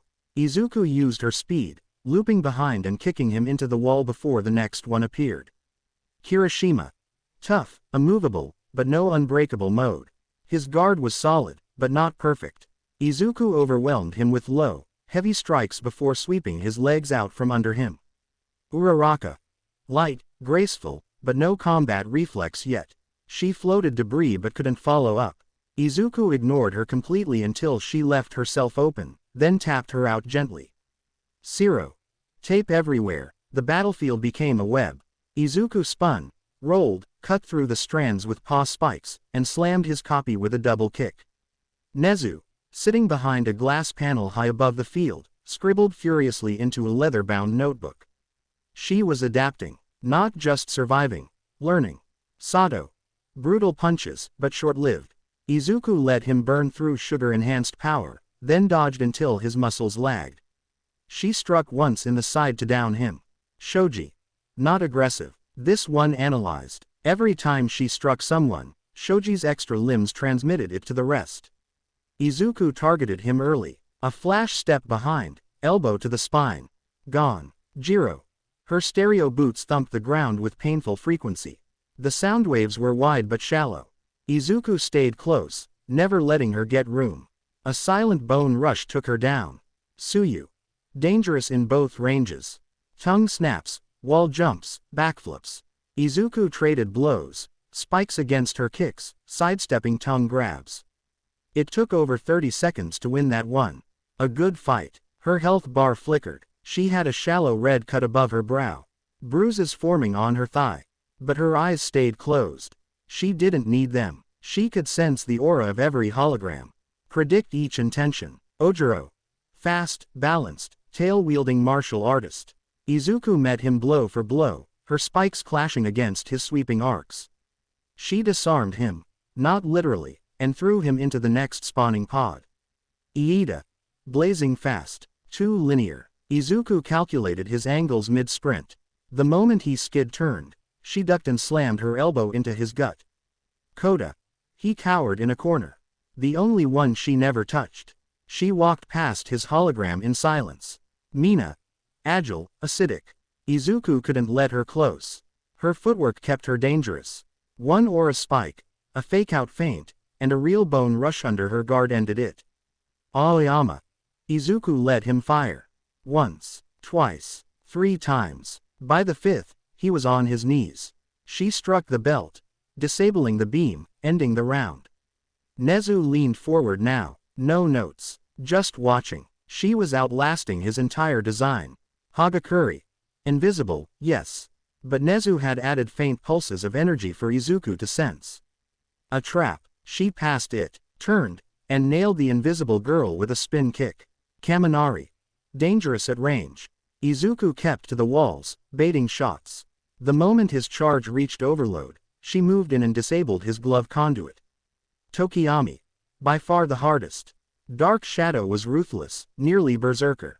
Izuku had to use everything. Multiple aura bones, feints, a sacrifice of her own tail fur, just to blind it temporarily. When she struck Tokiyami's hologram down, she was panting. Blood trickled from her mouth.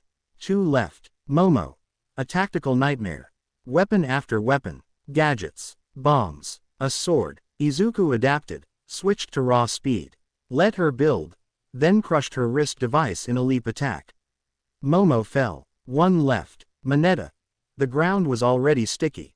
Traps layered everywhere. He didn't fight, just threw. Dozens of purple spheres. Izuku never touched a single one. She glided between them, flipped off the wall, spun twice, and landed a single, silent punch. Simulation. Complete. Izuku collapsed to one knee. Her cloak was in tatters. Her arms were cut and bruised. Her health bar was flashing orange. But her expression, calm, eyes still closed. Nezu, now standing, tapped the speaker. You lasted 4 hours and 22 minutes. Without backup. Against 20 opponents. Resetting endlessly. Izuku exhaled slowly. Her tail flicked behind her, tired but steady. You've exceeded my expectations, Nezu said softly.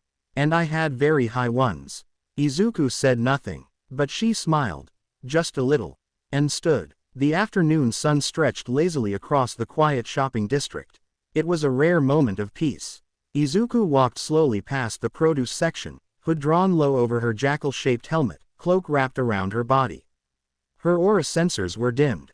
No threats nearby. She held a phone to her ear. May, I'm picking up the stuff now, she murmured, glancing over a basket of apples. Anything else you want besides the peaches? A pause. May's voice crackled on the other end, playful and slightly teasing. Peaches, sure, but I also need that weird superfruit you eat. The one that smells like burnt grass. That's not what it smells like. It is. Don't argue with your girlfriend while you're on a fruit hunt. Izuku smiled softly beneath the mask. Then, a scream cut through the air.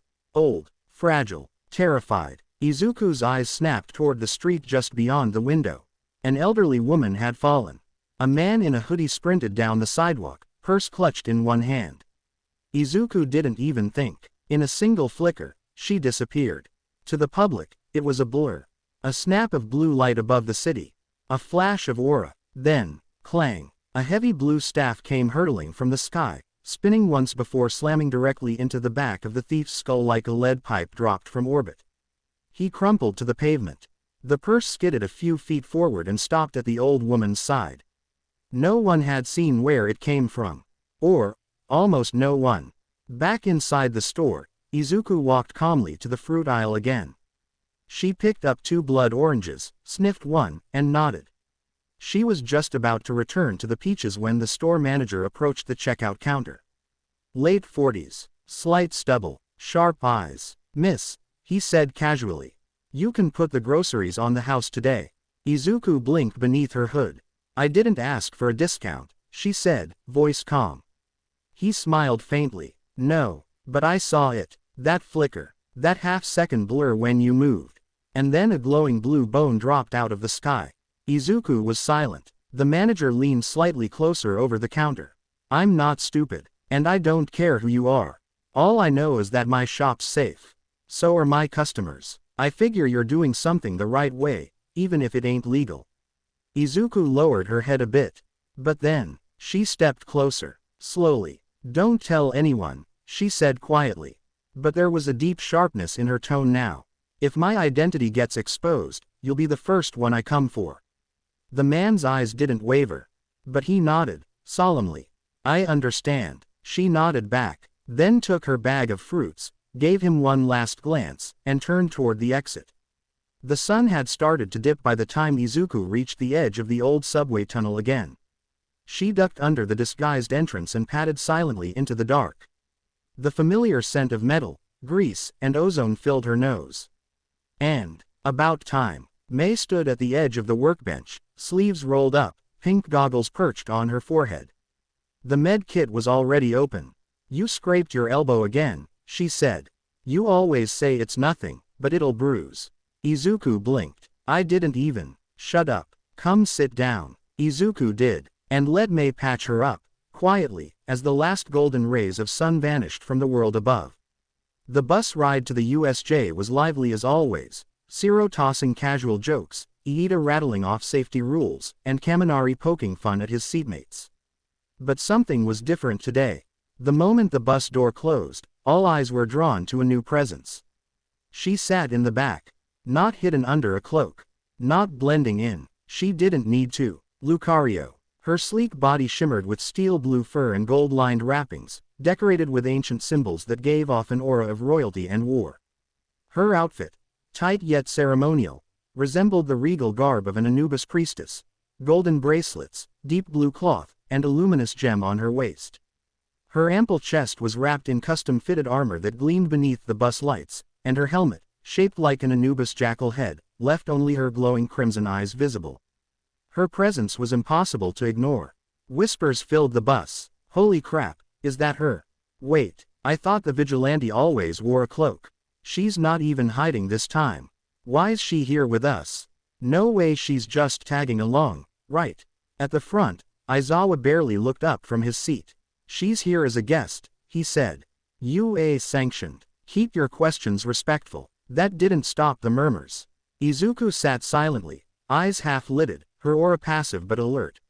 She didn't hide, didn't explain. She simply existed among them now. At her side sat Bakugo, arms crossed, gaze fixed out the window. He said nothing, his quiet acceptance more surprising than anything else. No scowls, no snide comments. Just calm. From the middle of the bus, Gale Knight stood and made his way down the aisle with a gentle smile. Class 1A knew him well. Adopted by Nezu, composed, witty, and powerful, but even he seemed surprised to see her in full armor.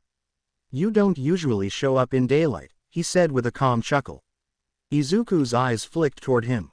"You weren't in the training simulations," she replied. "I'm a bit tricky to model," Gale said, offering his hand. "I'm Gale." She shook it once, firmly. "Lucario," she said. Several heads turned at once. "So that is your name?" Mina blurted out. "I thought it was like, Vigilante Lucario or something." Izuku turned her eyes to her and, without blinking, replied, "Just Lucario." "Wait, like, the Pokemon?"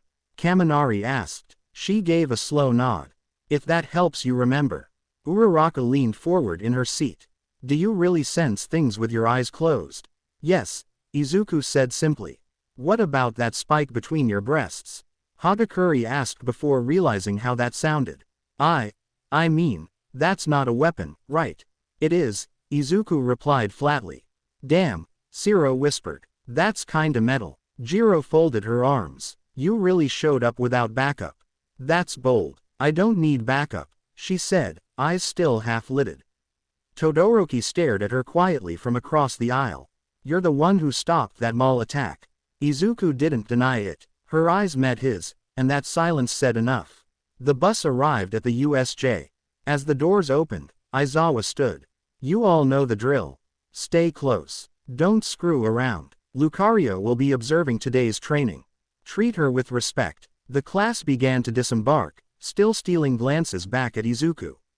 She stood, and as she walked down the aisle, shoulders broad, chest high, tail swaying with calm confidence, Class 1A parted like the sea. Even without a quirk like theirs, she walked like someone who could bury all of them. And they knew it. The glass doors slid open with a hiss as Class 1A entered the enormous facility. The unforeseen simulation joint, a colossal dome mimicking dozens of disaster zones, stretched out before them. Tornado machines spun quietly in one quadrant, shattered buildings jutted from mock earthquake ruins in another. A faux shipwreck sat nestled in an artificial lake, while flames flickered from a controlled fire disaster at the far end. 13 stood proudly near the center balcony, her gloved hands waving as she addressed the group. Welcome to the USJ, she said, voice as cheerful as ever. This facility was designed to simulate nearly every kind of disaster scenario. You'll be practicing rescue operations, because as heroes, saving lives comes first. Izuku stood at the back of the group, still wearing her Anubis-style helmet. Though she said nothing, her aura sensors were already active. She had been trained to let them flow gently at all times like ambient radar.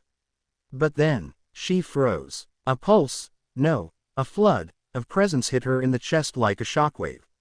So many lives. Too many. Wrong. Her eyes snapped open beneath the helmet. She stepped forward, slow but deliberate. Aizawa, she said, voice low but sharp. Something's coming. He turned toward her, instantly serious. Where? Izuku pointed straight to the center foundation of the USJ, where a broken-down fountain sat beneath a shattered replica dome. There, at least 40 people, all of them hostile. Before 13 could ask how she knew, the air shimmered. A swirling black portal opened at the center, warping the air with a deep hum. Class 1A gasped as a man with pale skin and blue hair stepped through. His clothes were worn and stitched together, but what struck them most were the disembodied hands strapped across his body, clinging to his face, his arms, his neck. And then came the flood. Villains, dozens of them, poured out of the portal like cockroaches escaping the dark. Mutants, brutes, assassins, fire breathers, blade wielders. Their eyes gleamed with anticipation. Villains. At a training facility, Kaminari shouted. I thought this place had security. Jiro yelled. But Aizawa didn't flinch. Everyone, stay together, he barked. 13. Protect the students. Lucario. Same for you. Izuku stepped to the front of the group without hesitation. 13 glanced at her, nervous. Wait. Are you fighting too? No, Izuku said, her voice firm. I'm the wall. Aizawa nodded, tightening his bindings around his arms. I'm going in. Alone? Uraraka asked in disbelief. I'm a pro, Aizawa said flatly. This is what I'm trained for. He leapt over the railing, coat flaring behind him as he descended the stairs toward the chaos. The moment his boots hit the ground, he was already moving, grabbing the nearest villain by the face and slamming them into the pavement before whipping his scarf around another's throat. Above, the students stood frozen in fear, until Izuku turned her head back toward them. You'll be safe, she said. As long as I'm here. And the crimson gleam in her eyes said it wasn't a promise. It was a warning to anything that tried to get past her. Down in the foundation, Aizawa was a blur, scarf snapping, fists cracking against jaws, villains dropping left and right. But as he ducked a flaming punch and slammed a spiked brute into the stone, his eye twitched. The portal villain was gone. His head snapped up. There, At the top of the stairs, where Class 1A had been gathered, stood the mist-wreathed figure. Kurogiri. Aizawa's eyes widened. No. The villain's fog-like body coiled, and in an instant, portals exploded around the students. Move! Aizawa roared, but it was too late for most. One by one, students vanished into swirling voids. Yaoyorozu, Tokiyami, Todoroki, Mina, Jiro, Kirishima, and more, all consumed by dark tendrils and flung into separate disaster zones. But 7 remained. Izuku, 13, Gale, Shiro, Sato, Uraraka, Iida, and Shoji had dodged or been shielded from the warp. Kurogiri hovered calmly across from them at the top of the steps, eyes glinting from within his swirling face. "You were not the intended variable," he said to Izuku, his voice smooth and dispassionate. But no matter. Izuku didn't waste a second. Her eyes closed. Aura surged. With a fluid motion, she formed a bone rush staff in her right paw, spinning it once before hurling it like a javelin. The glowing bone tore through the air. Kurogiri's body shifted. His portal opened mid-air and the bone vanished through it. For a second, silence. Then, a sonic boom. The bone came back, with the exact same speed and force Izuku had thrown it, aimed right at Uraraka's face. Uraraka's breath caught in her throat. She froze, eyes wide. Wait. The impact never came. A blur. Claws. Steel and fur. Izuku stood between her and the bone, one arm raised, her fingers clutched around the shaft of the projectile inches from Uraraka's nose. No sound but the wind. Uraraka exhaled, knees weak. "Gee, thanks." Izuku didn't respond. Her crimson eyes snapped toward Kurogiri, who bowed politely, and vanished into mist. The threat was gone, but then she heard it. Og! Aizawa's scream. Izuku turned and ran toward the ledge. What she saw below made her breath catch in her chest. Aizawa, lying crushed against the pavement. A massive creature, black-skinned, muscular, with exposed brain matter and no pupils, stood over him like a living executioner. The Nomu had one foot on his chest, its arms wrapped around Aizawa's limbs. And it was snapping them. Crack. One arm. Crack. The other. Crunch. Both legs. Blood pooled beneath him. Izuku's claws tightened around the bone rush in her hand. This wasn't training anymore. She didn't scream. She didn't flinch. She just moved. Blinding speed. The wind cracked as Izuku vanished from the edge of the stairs and reappeared midair with her fist pulled back. Her aura flared like wildfire, violent, blue, radiant. And then, boom. Her fist crashed into the Nomu's gut, the impact rippling through its body like a cannonball through steel. Its massive frame lifted from the ground and was sent hurtling across the battlefield, smashing through a support column and past Shigaraki, who barely managed to duck as the monster slammed into the far fountain with a deafening crash. The water erupted upward like a geyser. Shigaraki stumbled back, eyes wide, mouth agape. "What the hell? How did you?" he growled, hands twitching. "It's got shock absorption. You can't just." Izuku landed, standing amidst the dust and shattered concrete. Her eyes gleamed. "I didn't just punch its body," she said coldly. "I punched its aura." Shigaraki's eyes flickered in disbelief. "What kind of quirk?" Too late. She blitzed again. Crimson lightning laced the air as she materialized in front of him, face inches from his. "This," she said, her voice a deadly whisper, "is what happens when you hurt my dad." Her fist rose. And then, crack coom, an uppercut so powerful it created a crater beneath her.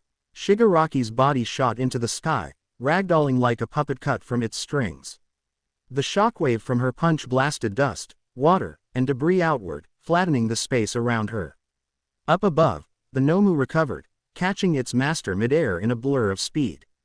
But Izuku was already above them. Another burst of aura, another strike. She slammed her fist into the Nomu's throat, nearly ripping its head clean off. The blow crushed its neck and shoulder, sending both villains spiraling into a wall with seismic force. Stone shattered. Smoke bloomed. Lucario landed silently, her eyes glowing with cold fury. She walked forward, slow, steady, unrelenting. Her aura pulsed with every step.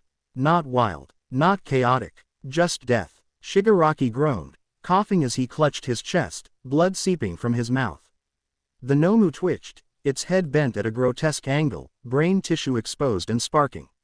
And Izuku said nothing. She kept walking. No mercy. No hesitation. Only judgment. The USJ was silent. Too silent. Every student, every villain, every bystander left unportaled, froze. Even those scattered across the disaster zones felt it. That dreadful, thundering, suffocating aura. It rolled out like a storm surge, weighty, electric, sentient. Even the air trembled beneath it. From fire zones to flood zones, the remaining students looked up in awe and horror. They couldn't see Izuku, but they felt her. Like something divine, or monstrous. Back at the central plaza, Shigaraki coughed, trying to scramble to his feet as Lucario advanced. Kurogiri flickered to his side in desperation. "I'll warp her away," he began. Too late. Izuku raised her fist and slammed it toward Kurogiri's core, not the mist, but the aura she sensed within. It struck true. The portal man skidded across the floor, blue static trailing from his form as the blow disrupted his essence, not just his body. Before Izuku could move again, the Nomu lashed out, its massive fist slamming into her side. The ground cracked, but Izuku did not move. Her body didn't budge an inch. Her helmet slightly tilted down. Her crimson eyes glowed beneath it. Then her paw slowly raised to her chest, placed over where the Nomu's fist had landed, and she clenched her claws into a fist. "Your aura is gone." Her punch landed, a direct blow to the center of the Nomu's chest. A single, heavy thud. But the effects were instant. Every organ inside the Nomu ruptured. Its ribcage caved. Its brain burst under the crushing spiritual weight. The creature didn't scream. It simply died, its body collapsing in place like a puppet with cut strings. Shigaraki's eyes were wide with terror now. He had never seen a hero, or anyone, do that to his ultimate weapon. Izuku turned toward him. Slow steps, relentless pressure, crimson fury. She wasn't sprinting now. She didn't need to. Shigaraki tried to backpedal. Wait. But Kurogiri appeared behind him again, his form flickering, still damaged. "I have him." A final portal flared beneath the villain leader's feet. Izuku lunged, but they were gone. The dark warp folded inward and vanished, leaving only scorched stone and the body of the Nomu behind. Izuku stood still, breathing softly. The aura finally faded, but no one in the USJ would forget the feeling of being trapped under that invisible force. Lucario had arrived, and the villains would never forget it. Smoke still drifted lazily over the fractured plaza of the USJ. The last villain groaned, twitching as Izuku's paw crushed his chest into unconsciousness. She stood silently, her breathing slow and controlled, until three shadows came into view. Bakugo, Kirishima, and Todoroki. They had just regrouped, sprinting through fallen rubble and soaked terrain. Bakugo's eyes widened at the sight. "Lucario," he whispered. He recognized that stance, that aura, that mask. Kirishima stared slack-jawed at the sheer devastation. The center plaza looked like a battlefield left behind by a hurricane and a god. Todoroki's breath caught when he saw Aizawa's broken body lying near a demolished support column. Izuku turned without a word. She walked to her father figure and knelt. Carefully, respectfully, she slid her arms beneath him and lifted him as gently as if he were made of glass. Aizawa groaned but didn't regain consciousness. Without a word, Izuku began ascending the stairs. No limp, no hesitation. The boys didn't follow. They simply watched her go. UA Principal's office, 15 minutes later. The door slid open. Nezu sat alone behind his computer screens, still analyzing the feed. He didn't look up when the heavy armored boots stepped into the room. But he heard the soft voice. "Is he all right?" It wasn't a question of manners. It was a question born of desperate concern. Nezu paused, then turned.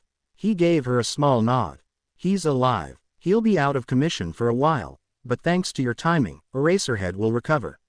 Izuku didn't relax, but she did breathe. Nezu hopped from his chair, remote in paw.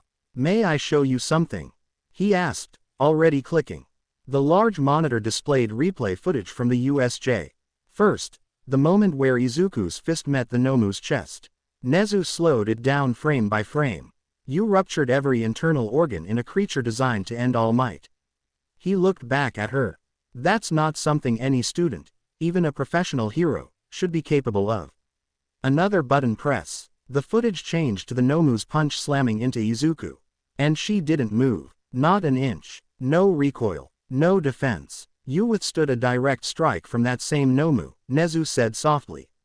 A punch meant to kill All Might. Izuku remained silent. Her helmet still covered the top of her head, casting a shadow over her crimson eyes. Nezu's voice grew thoughtful. There are few beings who can do what you did, Lucario. He turned to face her fully. And now I must ask, do you wish to remain in the shadows forever? Izuku stood in silence, her eyes never leaving the monitor even as the footage paused. Nezu waited. Then her voice came, quiet but sharp as steel. I live in the shadows, because no one else can handle the villains that lurk there. Nezu blinked, not in surprise, but in understanding. Izuku didn't say more. She didn't need to. She turned, her cloak shifting faintly as she exited the room. Nezu stared after her. There's more hero in her than most would dare admit, he murmured. UA main hallways. The aftermath of the USJ attack had shaken Class 1A to the core. Now, still in their scorched and dirtied hero costumes, the students trudged down the main corridor, adrenaline wearing off but minds still racing. Did you see how that villain used mist to warp us? Zero muttered, rubbing a small bruise. I couldn't even react. Shoji and I managed to take down a few thugs together, Hiroshima added, arms crossed. But that aura near the end. That wasn't some villain. No way, Jiro said, shaking her head. That pressure was unreal, like a god was standing in the middle of the battlefield. Todoroki said nothing, his heterochromatic eyes narrowed in thought. That aura didn't feel evil, Tsuyu finally said. The group slowed near the main office. Iida adjusted his broken glasses, voice low. Whoever they weren't just strong. They were protecting someone. As if summoned by the conversation, the door to Nezu's office slid open. The hallway quieted. All eyes turned, and there she was, Lucario. She stepped out of the office, helmet partially lifted, cloak trailing behind her armored frame, a quiet storm of power. The class tensed, unsure what to say.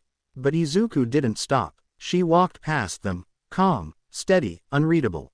Then she paused. No dramatics, no fanfare, just 5 simple words. Be ready for things to come.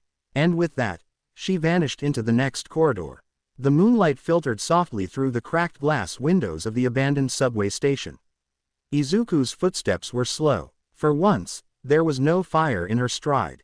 No reason to run. No one to chase. Tonight, she would rest. The moment she opened the creaky metal door to the hideout, a familiar scent of mechanical oil and shampoo greeted her. May was already there. Dressed in loose, fluffy pajamas covered in grease-smudged bunny prints, she stood beside their makeshift bed, fluffing the worn blankets as if expecting company. She looked up, smile lazy but warm. Took you long enough, she said, voice teasing, but there was worry behind it. Izuku didn't respond at first. She walked in silence, beginning to undo the ornate clasps of her Egyptian-like cloak, setting aside the flowing battle drapes and peeling off the heavy, scarred armor piece by piece. Finally, she removed her helmet, the Anubis-style mask hissing faintly as it came off. May's eyes immediately went to the small fracture along the edge. Nomu, she asked softly. Izuku nodded. I'll make something better, May said quickly, already reaching for a tablet, but Izuku's paw grabbed her hand before she could move. Later, Izuku said. Her voice was low, tender, needy. Before May could even protest, Izuku pulled her in, and the two of them flopped onto the mattress in a tangle of limbs and laughter. Izuku was on top in an instant, kissing May like she was starving for it. May laughed against her lips, arms wrapping around the Lucario girl's back as she gasped out, wow, someone missed me. I missed you more than air, Izuku whispered between kisses. More than fruit, more than anything. Her voice was sultry now, tinged with a teasing bite. And I was gonna behave tonight, but you look too damn cute in those pajamas. May giggled and buried her face against Izuku's chest, her cheek resting atop the black fur and faintly glowing chest spike. But Izuku just kissed her forehead, then her nose, then her lips again, slower this time. They held each other in the dim light, no words needed. No armor, no missions, just warmth. And as the minutes melted into hours, the two drifted off to sleep, tangled up together, heartbeats in sync.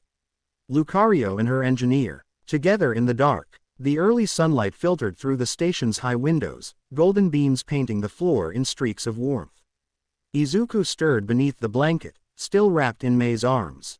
She looked at her sleeping girlfriend, her chest rising and falling with gentle breaths, and smiled. But today, something sat heavy on Izuku's chest.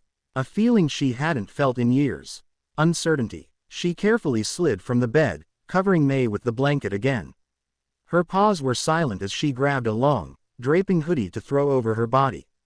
The sky was just beginning to brighten as she walked alone down the empty streets. Downtown. Jewelry store. It was a small corner shop, just now opening. The bell above the door jingled softly as Izuku stepped inside. The clerk, a well-dressed woman with silver earrings and warm eyes, blinked in surprise at the tall, fur-covered girl in front of her, crimson eyes glowing faintly beneath the hood. "See, can I help you?" Izuku hesitated. Then, her voice came, quiet and shy. I need a ring. For someone who works harder than anyone I've ever met. Who's kind, lovable, stubborn, brilliant." The clerk smiled kindly and stepped out from behind the case. "I think I know just what to show you." She brought out a velvet tray with 3 rings. 1. A rose gold band with a small heart-shaped ruby in the center, elegant and vibrant, with a fire-like glint. 2. A platinum ring inlaid with tiny gears around the edge, subtly moving when light hit it. A perfect mix of love and machinery.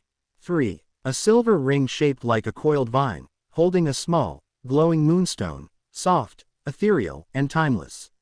Izuku's eyes lingered on the second one. Her paw hovered for a moment, then gently picked up the platinum ring with the moving gears. It felt right, like Mei. Without a word, she reached into her hoodie pouch and handed the clerk a thick stack of cash. More than enough. The clerk didn't ask questions. She simply smiled, boxed the ring, and bowed.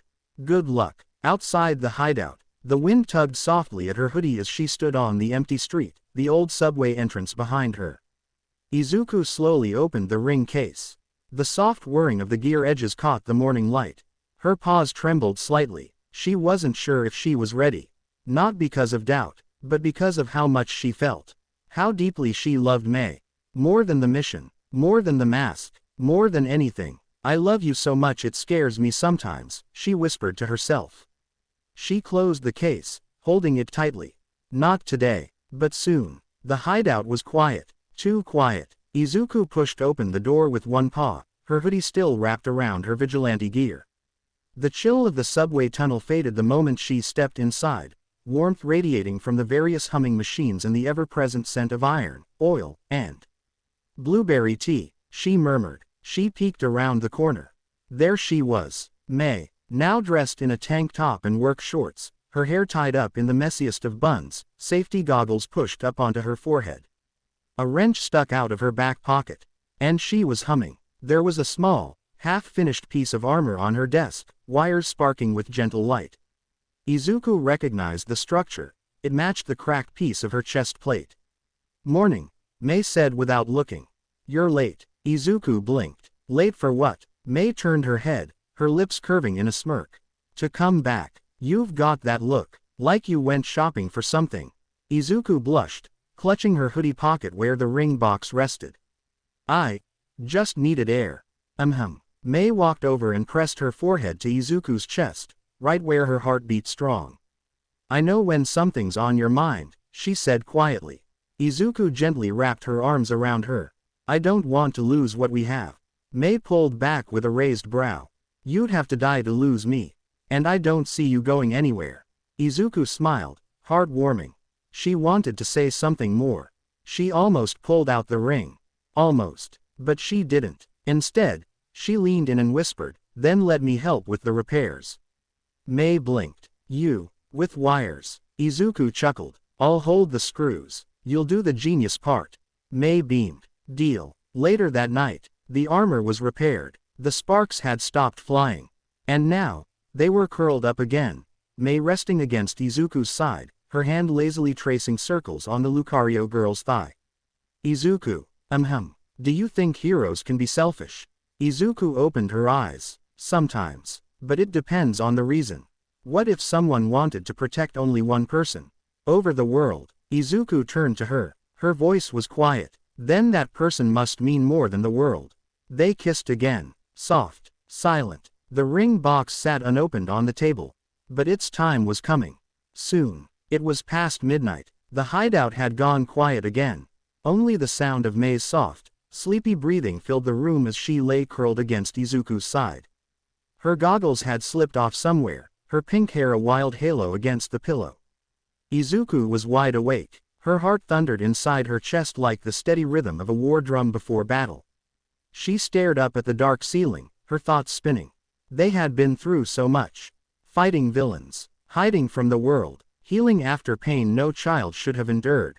And through all of it, Mei had stayed, believed in her, helped her become stronger. Izuku had faced monsters. But this was scarier. Quietly, she shifted. Her paw moved to the bedside table, pulling open the drawer she had tucked the ring box into hours ago.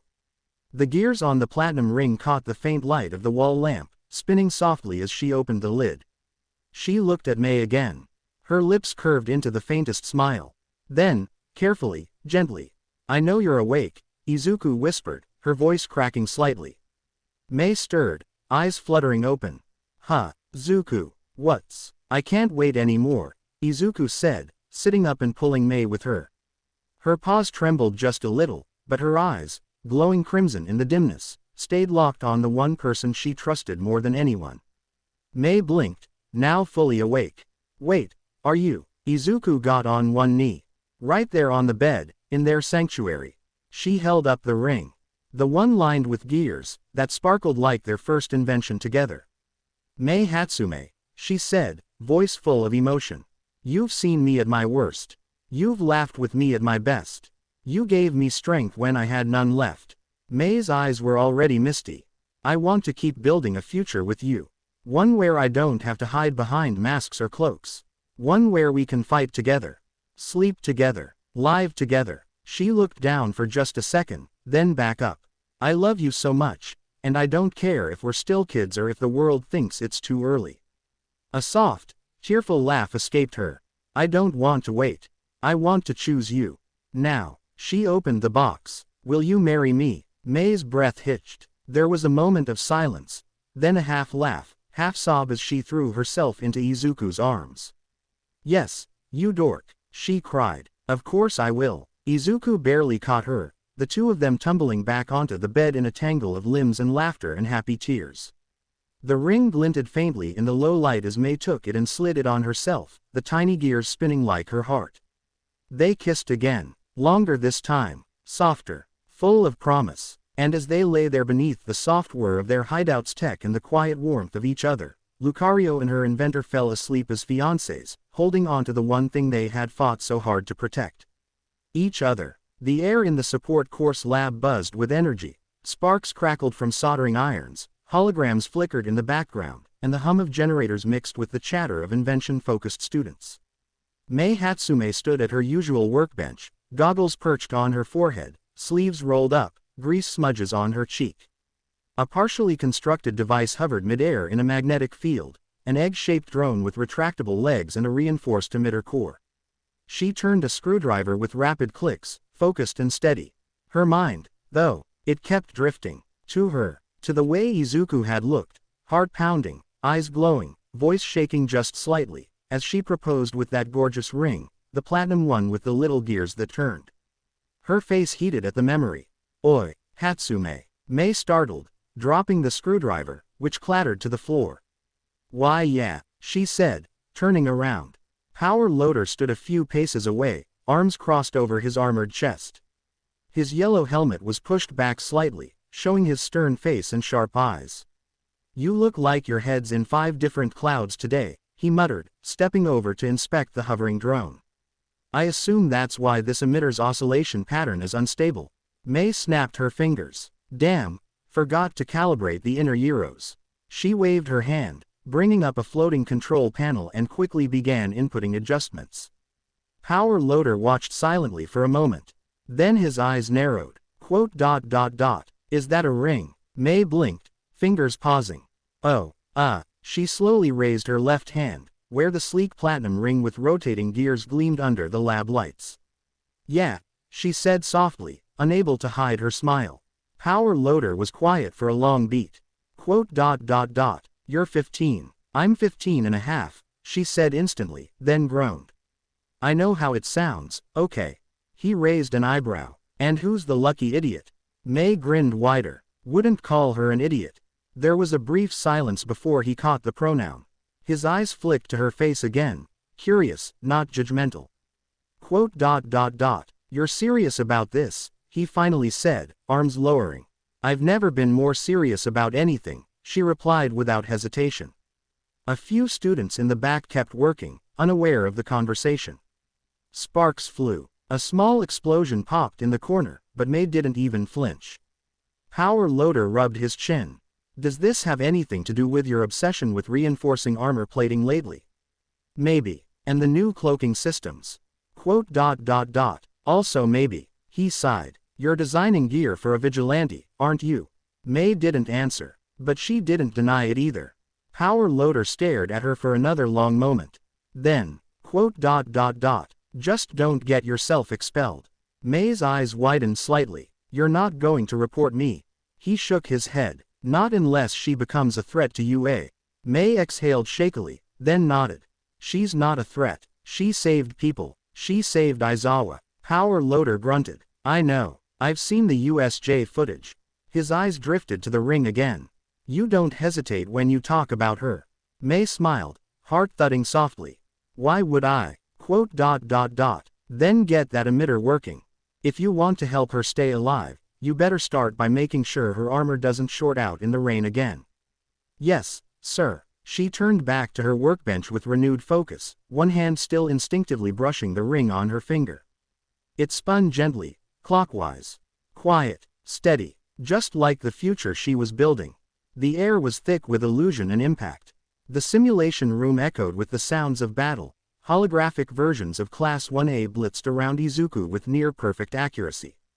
Bakugo's simulated explosions roared. Todoroki's cold air stung. Zero's tape hissed overhead like snakes in a nest. And still, Izuku smiled. She hadn't smiled like this in training before. Not even once. Her motions were fluid, more graceful than violent. Even as she flipped and struck down a replicated Kaminari with a pair of glowing bone rods, her mind wasn't just on battle. It was on her. On May's sleepy grin last night. On the little yes that echoed louder in Izuku's soul than any explosion in this simulation room ever could. Nezu, watching from above behind the observer glass, narrowed his eyes behind the monitor screen. His paw tapped the side of his teacup thoughtfully. She was different, more focused, yes, but also peaceful. That was the word. He clicked a button. The simulation paused instantly. All holograms froze in mid-motion, mid-leap, mid-punch, mid-spark. Izuku lowered her stance, confused. Her crimson eyes flicked up to the glass window where Nezu sat. He smiled gently and motioned for her to come up. Observation room. Moments later. Izuku entered quietly, armor faintly humming as her boots tapped across the clean floor. She kept her helmet clipped at her side, ears twitching slightly. Her tail flicked once in curiosity. Nezu sipped his tea. You're smiling. Izuku blinked. Yeah, I guess I am. Forgive me, Nezu said, tail curling, but this is the first time I've seen you that relaxed while decapitating a hologram of Aoyama. She chuckled softly. I was just in a good rhythm today. Nezu's dark eyes glittered. A rhythm powered by love, perhaps. Izuku stiffened slightly. Then, Nezu's gaze fell to her paw, which she instinctively curled toward her body. But not before the light hit it. A glint of diamond peeked out from under her armor's wrist guard. It was subtle, tucked, but not invisible. Ah, he murmured. Izuku flushed. It's not. I mean, you don't need to explain, Nezu said calmly. But I am your headmaster. And I am rather curious. Izuku looked away, ears flattening slightly. She said yes, she finally whispered. Nezu smiled warmly. Then congratulations are in order. Izuku sighed in defeat and sat down beside him. I know it's early. We're young. The world is dangerous. But I've never been more sure of something. Nezu nodded once, turning down the volume on the monitors. You love her. I do. I love May with everything I have. His voice was gentle. Why her? Izuku was quiet for a moment. Then she answered. Because she saw me. Not the vigilante. Not the weird transformation. She saw me, even when I didn't. And she built things for me not because she wanted to fix me, but because she believed in me. Nezu's paw tightened gently around his cup. She made me feel like I wasn't alone, Izuku continued, voice soft. Not some broken Lucario walking in the shadows. There was silence, until Nezu finally said, I always believed support heroes were the spine of society. He smiled again. But perhaps Miss Hatsume is also your heart. Izuku chuckled. That's cheesy. I'm a rodent. I'm allowed. They both laughed. Then Nezu stood, walking toward the window to observe the paused simulation. I'll make a note to design future tests with this in mind. With what in mind? That you fight better when you have something, or someone, to protect. Izuku looked down at the ring one more time. It gleamed back at her. Yeah, she whispered. I do. The UA Sports Festival was trending everywhere. Every billboard, every phone screen, every commercial. Students across the country were already buzzing with excitement, especially Class 1A. They saw it as their chance to stand out, to show the world their power, their potential. Bakugo had already declared he would take first place. Todoroki was quietly confident. Even Gale was sharpening his edge, watching tapes, and adjusting his strategy. But within the quietest corners of UA, in a part of the school most students didn't even know existed, Izuku Usajiyama sat in front of a steaming cup of tea, eyes narrowed in confusion. You want me to what? Nezu smiled from behind his desk, paws folded neatly. To participate, he repeated, in the UA Sports Festival, or more precisely, conclude it. Izuku blinked. I'm not a student here. Officially, no, but you are under UA's care. Your training, your surveillance, your development, it's all classified but very real. She glanced away. I don't want to be in the spotlight, Nezu. You won't be. Not until the very end. That got her attention. Nezu leaned forward, eyes twinkling with strategy. I want you to appear only once, against whoever finishes in first place. Your role is simple. Decide if they truly deserve that title. Izuku was silent, letting that idea settle in her mind. You want me to fight them. In a sense, challenge them, push them, judge them. The sports festival is about more than popularity or raw strength, it's about potential. And no one understands the burden of power more than you. Izuku exhaled slowly. And if I say no? Nezu shrugged. Then the winner gets their spotlight. No twist, no surprise. But I think you'll agree this world needs someone like you to remind them, not every fight is for glory. Some are for something more. She looked down at her hands, gloved, calloused, scarred from a life no one else could imagine. Her ring glinted faintly beneath the artificial light. She thought about the pain she'd endured, the power she now held, the path she'd walked, and how far she'd come. So I'm the final test. Nezu nodded. Exactly. After a long pause, Izuku looked up, her expression unreadable.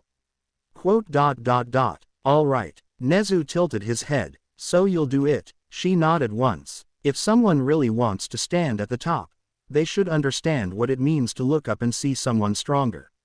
Nezu chuckled. Well said. By the next morning, rumors had ignited UA like wildfire. It started with a whisper from the support course, then an overheard conversation in the business department, and finally a passing comment during lunch. Did you hear? There's gonna be a secret match after the finals. A challenger. Who? No one knows. But they're supposed to be stronger than any student. Within a few hours, the talk had escalated into full-on theories and speculation. Even the teachers refused to confirm or deny anything.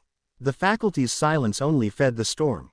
Class 1A, afternoon homeroom. A secret battle. Hiroshima's voice nearly shook the classroom walls. Yeah, Kaminari grinned, leaning on his desk. Apparently whoever wins first place in the sports festival gets to fight some top-secret opponent. I bet it's a pro hero, Mina said, eyes sparkling.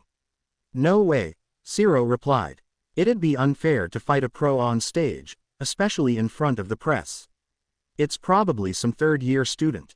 No third year has aura pressure like what I felt at USJ, Jiro muttered under her breath, thinking back to that overwhelming presence that had briefly surrounded them all. Bakugo stayed silent, arms crossed. He remembered the power that shook the air that day.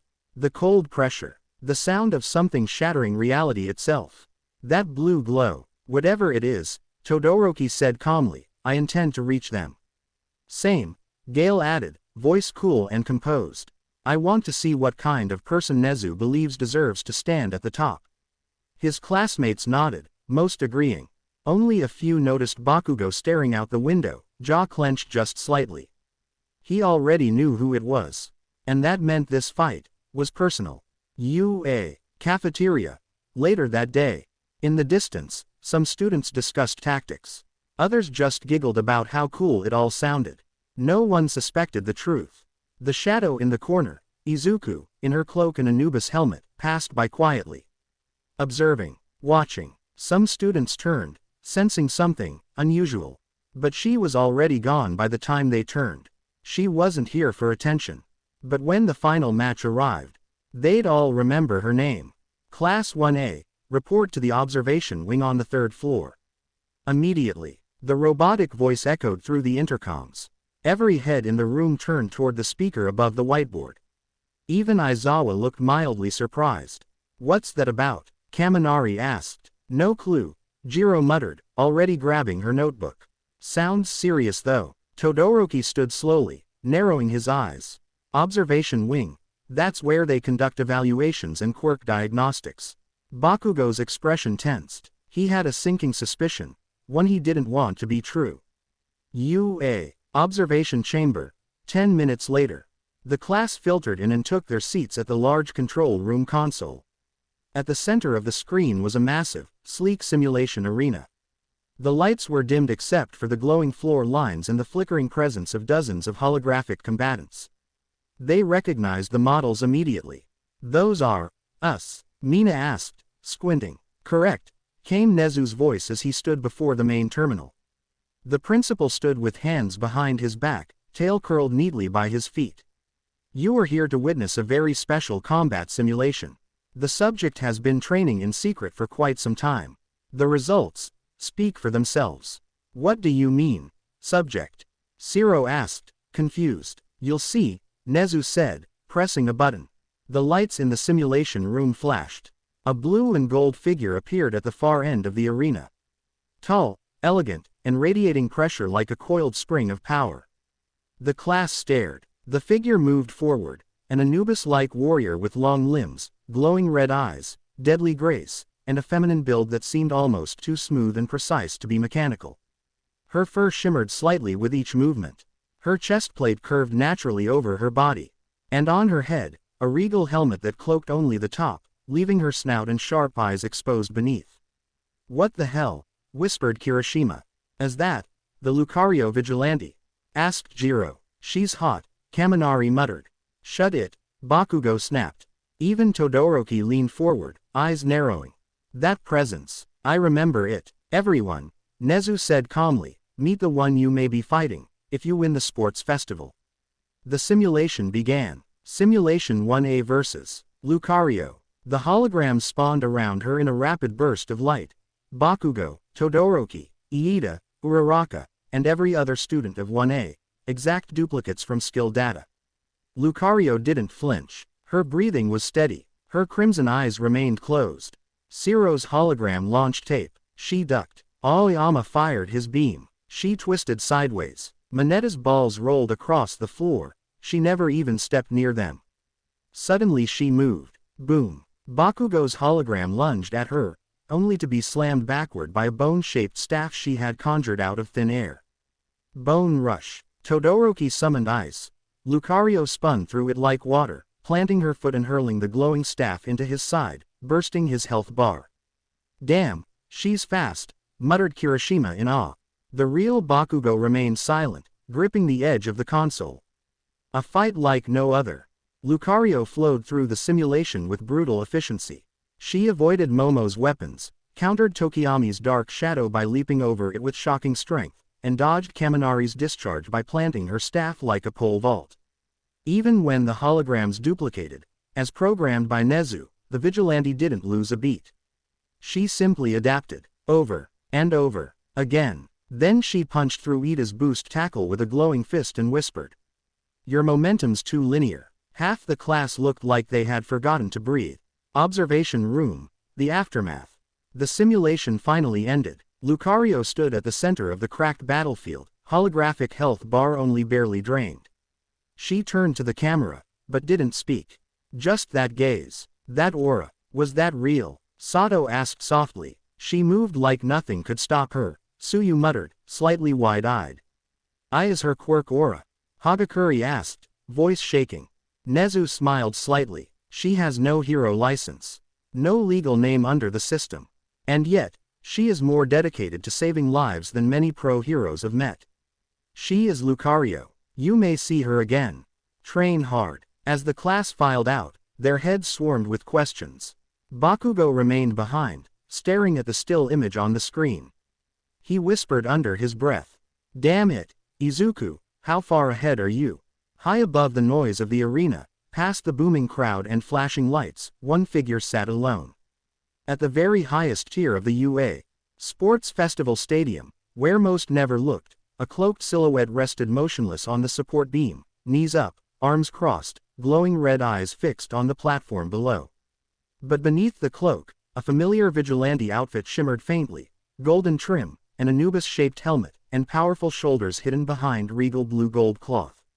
Izuku. A breeze brushed past her long tail, but she didn't move. Her ears twitched forward as the noise of the crowd surged.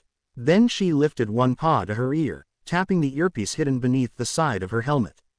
May, Izuku whispered, how's the signal on your end? You sure that prototype support gear is stable enough for field testing? A moment passed before the warm voice of Mei Hatsume buzzed softly into her ear. Stable enough, baby. I built it. As long as no one smacks it with a 0-pointer, it'll be fine. Though, it's not as stable as your thighs. May, Izuku hissed, flustered. Relax, I'm in the booth already. You focus on watching your future opponent. Oh, and maybe focus a little less on standing like a mythological war goddess, you're being kinda dramatic. Izuku smirked but didn't respond. She refocused her gaze just as the cheering crowd reached its peak. Center field. Hero Course Spotlight. At ground level, the spotlights brightened and swept across the central field where the first-year students from all departments stood in formation. Hero Course Class 1A stood near the center, wearing their gym uniforms and adjusting wristbands, belts, and gloves. All eyes were ahead. Suddenly, all lights focused on the stage. A sultry voice echoed across the stadium. Hello UA, Sports Festival fans. Are you all ready? The crowd roared. Pro Hero. Midnight, wearing her signature dominatrix-style hero outfit, stepped forward onto the stage, whip in hand and one leg crossed in front of the other as if she were modeling on a catwalk. It's time to test our first years in the opening challenge. And this year, we're starting with something a little explosive. A few of the students exchanged nervous glances. Let me introduce the obstacle course race. The students cheered, or grimaced. Some, like Bakugo, smirked. Others, like Iida and Tsuyu, straightened their backs and adjusted their posture. Here are the 3 zones you'll face. Midnight shouted. She motioned dramatically to the holographic display in the air behind her. The crowd gasped as the terrain map lit up. The obstacle course zones. 1. Robo Infernos. First, the Robo Infernos. Familiar faces to some of you. Yes, I'm talking about those sweet, stompy 0-pointers you saw at the entrance exam. We've modified them to run hotter and wilder. Don't get squashed. Izuku narrowed her eyes as the display showed several 0-pointers lined up like mechanical titans guarding a narrow exit. 2. The Fall. Next, the Fall. A massive canyon filled with swinging ropes, rotating rock platforms, and nothing but air beneath you. Don't fall unless you want to climb all the way back up. The image shifted to a deep ravine, ropes strung across various unstable pillars that wobbled ominously. 3. Minefield. Finally, the minefield. Oh, don't worry, they're not lethal. But they'll make you wish you had better ankle support. Touch the wrong patch of ground and boom, say goodbye to your balance. The last section showed shimmering patches of sand covering explosive tiles. A test of agility, caution, and courage. Back at the top, Lucario's vigil. Izuku narrowed her eyes behind the helmet as the first years stretched and lined up at the starting gate. She could already sense their auras shifting, anxiety, determination, pride, and fear, all buzzing like static in her head. Gale Knight's aura burned calm and steady like a winter breeze. Todoroki's was icy and sharp, Bakugo's wild and flaring, and a few others were surprisingly grounded. They have no idea, Izuku whispered to herself. One of them might fight me by the end of today. Another gust of wind ruffled her cloak. She tapped her earpiece again. May, still watching. I never stopped. You look tense. Just wondering who's going to surprise me. You're not nervous, are you? I'm excited. That's my girl. Izuku finally smiled. And down below, Midnight's voice shouted the final words. On your marks. The crowd went silent. Get set. A spark crackled. Go. The instant Midnight's whip cracked, dozens of first-year students sprinted across the wide metal starting bridge that led into the tunnel. From her perch high above the stadium, Izuku squinted behind her Anubis-styled helm, arms crossed. Her long tail flicked once. Let's see who leads. It didn't take long to find out. Shoto Todoroki was already gliding across the ground, a wave of ice erupting from his feet, freezing the tunnel floor beneath him as he skated with calculated precision. Behind him, several students surged forward, but they weren't alone. Gale Knight, Bakugo, Momo, and Kirishima were the only ones who kept up, all of them racing toward the growing frost trail ahead. But then, FWOOOOOOM. A deep mechanical groan echoed through the stadium as three massive zero-pointers slammed down in front of them, blocking the tunnel's exit. The crowd gasped. From above, Izuku's eyes locked onto them instantly. They were bigger than usual. Thicker armor, heavier steps. She glanced sideways toward the tech bay behind the stadium rim. Where the hell did UA get the budget for that? She muttered. She wasn't the only one asking. Down on the field, just before the Robo Infernos. Hold up, Momo Yaoyorozu called as she skidded to a stop behind Todoroki, her creation cannon forming at her side.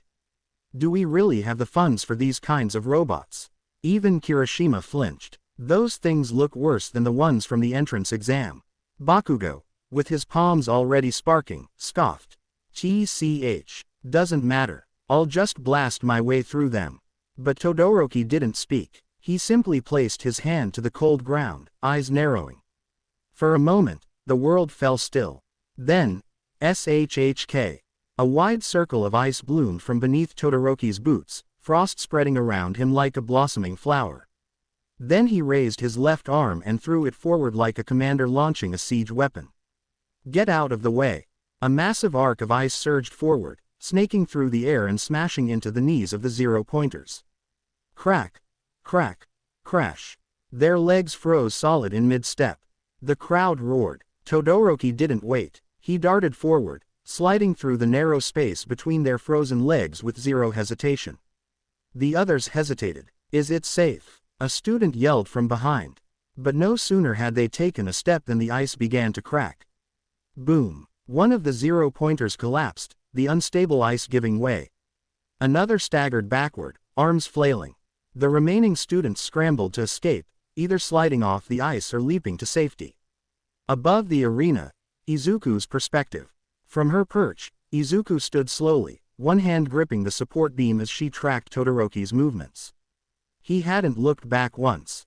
Not even to check if anyone was following. Emotionless, she muttered, no hesitation. But, her ears twitched. She could sense it. Beneath the calm, beneath the cool exterior, deep in his core, his aura was swirling like a storm. He's angry. She couldn't hear his voice, but his aura screamed. Heavy, focused, unyielding, but not towards the obstacles. Not even at the other students. He's angry at someone. Her paw twitched near her weapon's hilt instinctively. This wasn't a typical competition aura. This wasn't just a boy trying to win. There was bitterness, and it was growing. Todoroki, she whispered. What happened to you? May's voice in the comms. May's voice buzzed softly into her ear. You're breathing heavy. What's up? Todoroki, Izuku said without hesitation. Something's off. Like, he's gonna blow up the arena. Off or, I need to talk to this kid. Off. More like, his aura's colder than his quirk. There's hate in there, May. Huh. Might wanna keep tabs on him, then. Should I prep something for you to intervene? No, not yet. Let's see who catches up to him. The wind whipped through the canyon's vast opening, sending dust and echoes spiraling into the chasm below. Sharp pillars of rock jutted upward like broken fangs, and thick steel cables stretched from cliffside to cliffside, the only path forward across the massive gorge. Todoroki skidded to a stop at the edge of the cliff, cold air trailing from his boots. His breath was even, his eyes calculating. The fall, he muttered. The ropes were spaced in 3 lines, dangling precariously. One wrong step, and a student would plummet into the netted safety system far below, costing precious time and points. But before he could make a move, FWSSSH. A black blur soared over his head. See ya, Ice Prince. Gale Knight laughed as he flew by in his bat form, his cloak billowing behind him as he soared across the canyon with effortless grace. He flapped his wings once, twice, and landed smoothly on the opposite ledge with a grin. Behind him, a chorus of students shouted in shock and envy. He can fly. From above, Izuku's perspective. Izuku chuckled quietly. Cheeky vampire, she said through the comms to Mei. That's going to rattle Todoroki. Good, Mei replied. It's healthy to shake up the snowflake. Back at the canyon edge, Todoroki's jaw tensed. He stepped onto the first thick cable and bent down, placing a hand on it. Cold spreads better when there's tension. He pressed his palm flat, and instantly, a sheet of ice raced down the line, turning the fraying cable into a slick rail of frost. With one push from his foot, Todoroki launched forward, grinding across the icy cable at alarming speed. Behind him, boom, a blast echoed from the canyon rim as Bakugo exploded into the air, his gauntlets flaring. Like hell, I'm letting you two outpace me. He rocketed across the canyon, leaving a scorched wake behind him. Debris shook loose from the cliffside as he angled his trajectory, skimming above the ropes like a missile. Across the canyon, Gale's moment. Gale was catching his breath, still panting from the wing strain. Flying took a toll, even for him, and he was still recovering his energy. All right, he muttered. Obstacle 3, here I. SHRRRRR. Ice suddenly wrapped around his legs. What the? His eyes widened as a cold sheath of ice snaked up from the ground, freezing his calves and pinning him in place. Before he could react, Todoroki skated right past him, the edge of his boot kicking up a spray of frost as he landed on solid ground. Next time, don't gloat, Todoroki muttered flatly as he passed. Bakugo landed just behind, laughing as he saw Gale's predicament. PFF'd. Ha, Ice Boy got you good. Gale growled under his breath, fangs flashing slightly. Rude, but he wasn't truly mad. Just surprised. Above, Izuku watching. Izuku stood slowly, her hand twitching again. That was unnecessary, she muttered. He didn't have to do that. He froze Gale. Mei asked through the comms. Only briefly. He's not injured. But still, he didn't hesitate. You're worried. No, Izuku said, her voice low. I'm reading him. Todoroki's not just trying to win. He's trying to prove something. This isn't about the sports festival anymore. Her ears flicked back beneath the Anubis helm. This is personal for him. The tension in the air was razor sharp as the final 3 contenders, Todoroki, Bakugo, and Gale Knight, stood at the edge of the minefield, just before the finish line. Ahead of them, hundreds of dormant mines dotted the terrain. Though non-lethal, they were designed to launch any unfortunate student sky-high with a concussive blast strong enough to leave a bruise, and kill momentum. Todoroki narrowed his eyes. Bakugo clenched his fists, his gauntlets softly hissing with leftover combustion. Gale cracked his knuckles, steam rising from where the last of the frost melted off his legs. The whistle of wind passed through the silence. Then, boom, Bakugo blasted off the ground, his gauntlets sending him forward in erratic zigzags to avoid the buried mines. Each explosive burst risked setting one off, and within seconds, a chain reaction started, detonations ringing like fireworks as he dodged and weaved, racing for the other side. Todoroki followed with an ice path laid across the top of the mines, trying to keep his weight distributed, but the moment the ice cracked, one mine went off underneath, throwing him off balance. TCH. Damn it, he hissed, slamming a palm down to refreeze the path, slowing him just enough for the blur behind him to catch up. "Miss me," Gale's voice rang out, smirking as he sprinted across the gaps between mines. He wasn't flying. He was running, using his enhanced vampire speed to bounce between rocks, metal panels, and frozen patches of ground. His momentum blurred, feet just barely skimming surfaces. He was the fastest of them, but speed alone wouldn't win here. Because Bakugo was already turning midair. "Out of my way, bloodsucker." Boom. A focused explosion slammed toward Gale, who ducked under it and punched upward, the blow grazing Bakugo's arm mid-flight and throwing him sideways into a mine. Ka-thoom. Bakugo was launched into the air, smoke trailing behind him. He flipped mid-air, growling, and fired another blast downward to stabilize himself, redirecting his flight path. "You want a fight? Fine." Gale skidded to a stop, his boots sliding across metal as he turned to face him. Todoroki, from behind, exhaled sharply and slammed his palm into the ground. An entire wave of ice spread across the minefield, trying to trap both combatants. The cold swept beneath Gale and Bakugo's feet. "Not this time," Gale shouted, twisting mid-step and smashing his fist into the frozen ground, shattering the ice beneath him before it could grip his legs. "I'm not here to lose to either of you." Bakugo, landing a few meters away, blasted the ice apart with his gauntlets, the pressure wave causing more mines to explode, shaking the entire arena. The three locked eyes in the chaos. Then, without hesitation, they charged at each other. Clash of rivals. Todoroki raised pillars of ice, trying to wall the others off. Bakugo exploded through them like they were paper.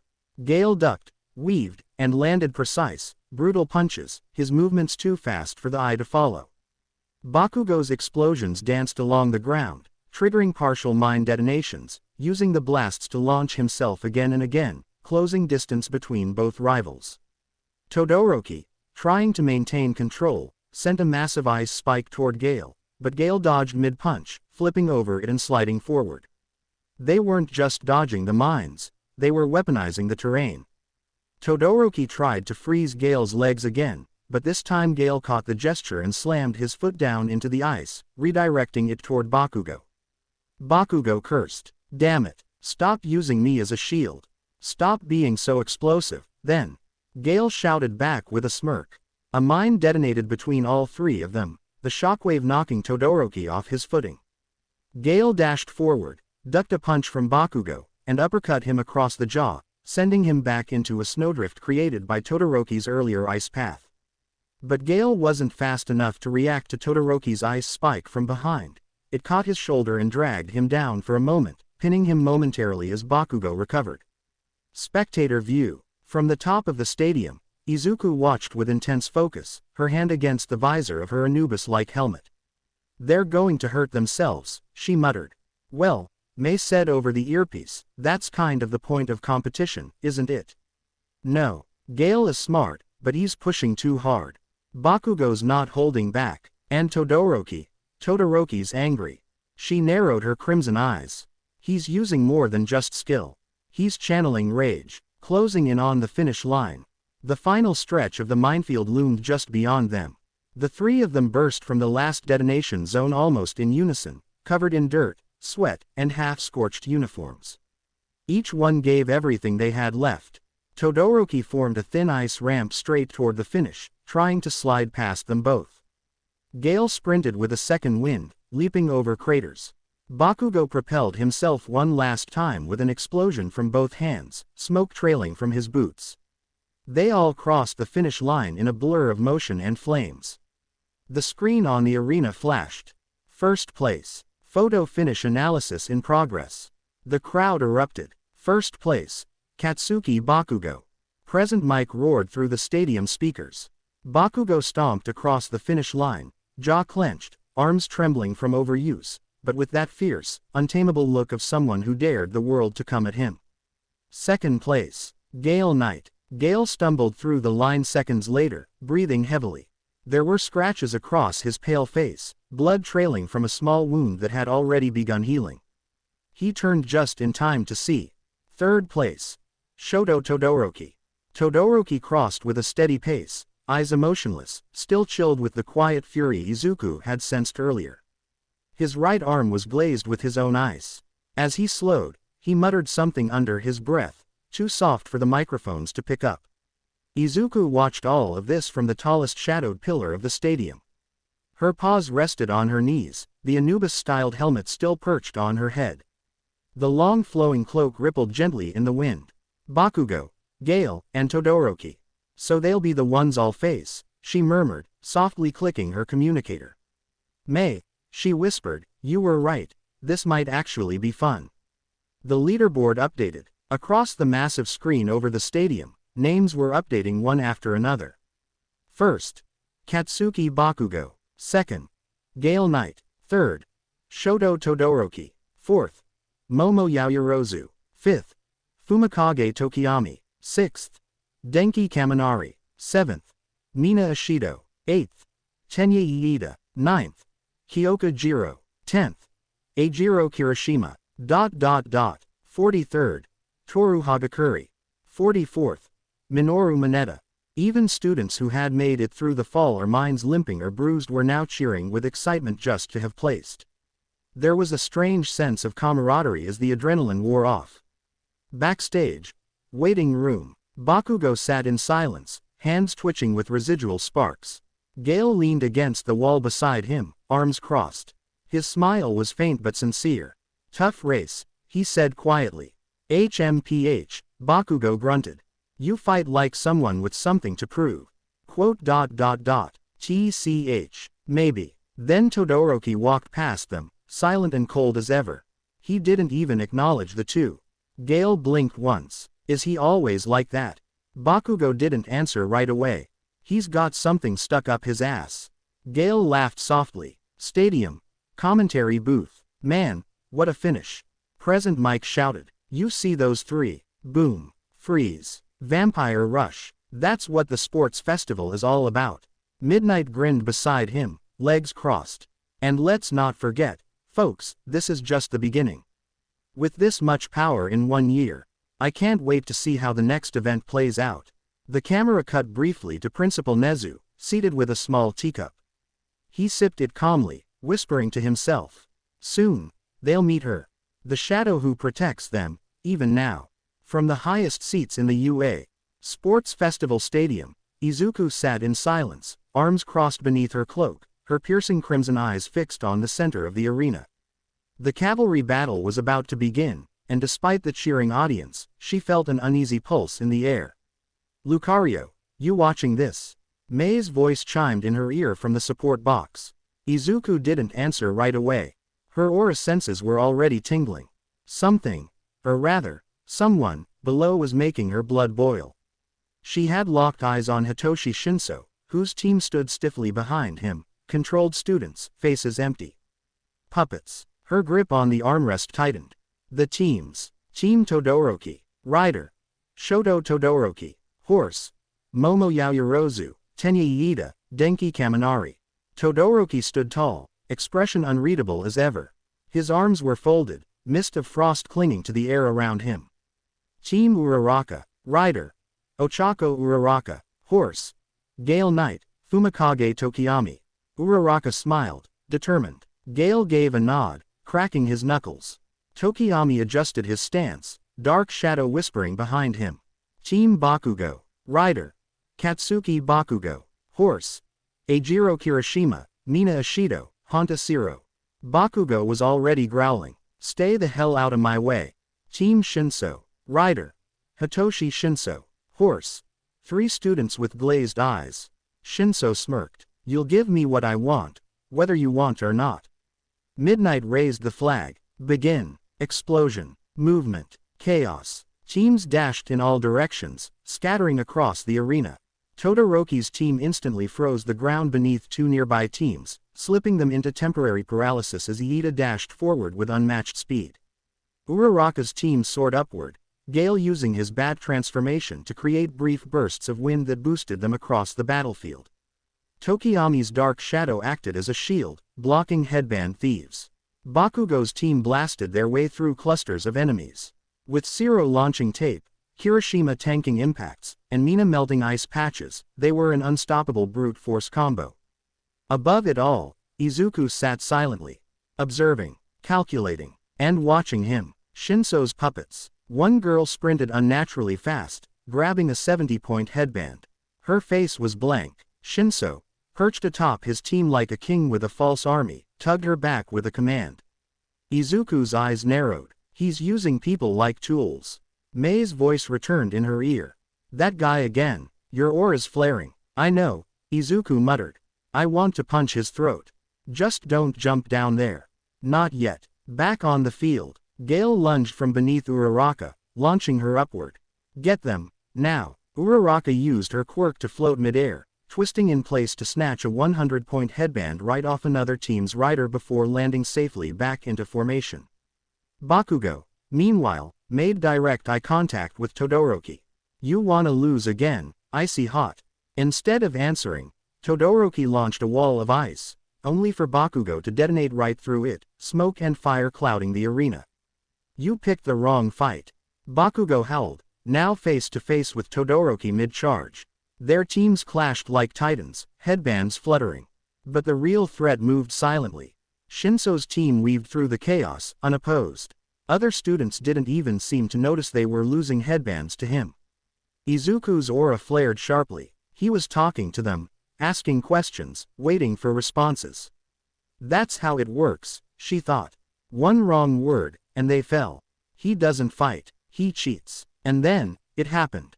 One student, already with 3 headbands, stopped in her tracks and walked up to Shinso. She handed him all 3. Shinso calmly added them to his stash. Disgusting, Izuku whispered. You're not strong. You're just manipulative. The clock ticks down. Final minute. Bakugo's team and Todoroki's team were locked in dead heat, each holding over 1,000 points. Gale and Tokiyami's team was close behind. But Shinso, over 2,000. A sinister smile grew on his face. Izuku's ears twitched. Mei, I know, you wanna jump in, but it's not time yet. Not yet. Final 10 seconds. Uraraka made one last leap. Gale threw her like a fastball. She spiraled through the air, grabbing Shinso's 10 million point headband. Gasps echoed through the stadium. Go, she yelled, as Dark Shadow threw up a massive smoke screen. Shinso screamed, get her, but time ran out. Buzz. Final scores. 1. Uraraka team. 2. Bakugo team. 3. Todoroki team. 4. Shinso team. In the shadows, Izuku stood, cloak fluttering behind her. That boy's aura is wrong, she whispered. Mei replied gently, you'll get your chance. If he gets first in the finals, you'll be waiting. Izuku's voice was quiet but sharp. I won't let someone like him become number 1. She turned, walking off the platform, her aura radiating like a storm.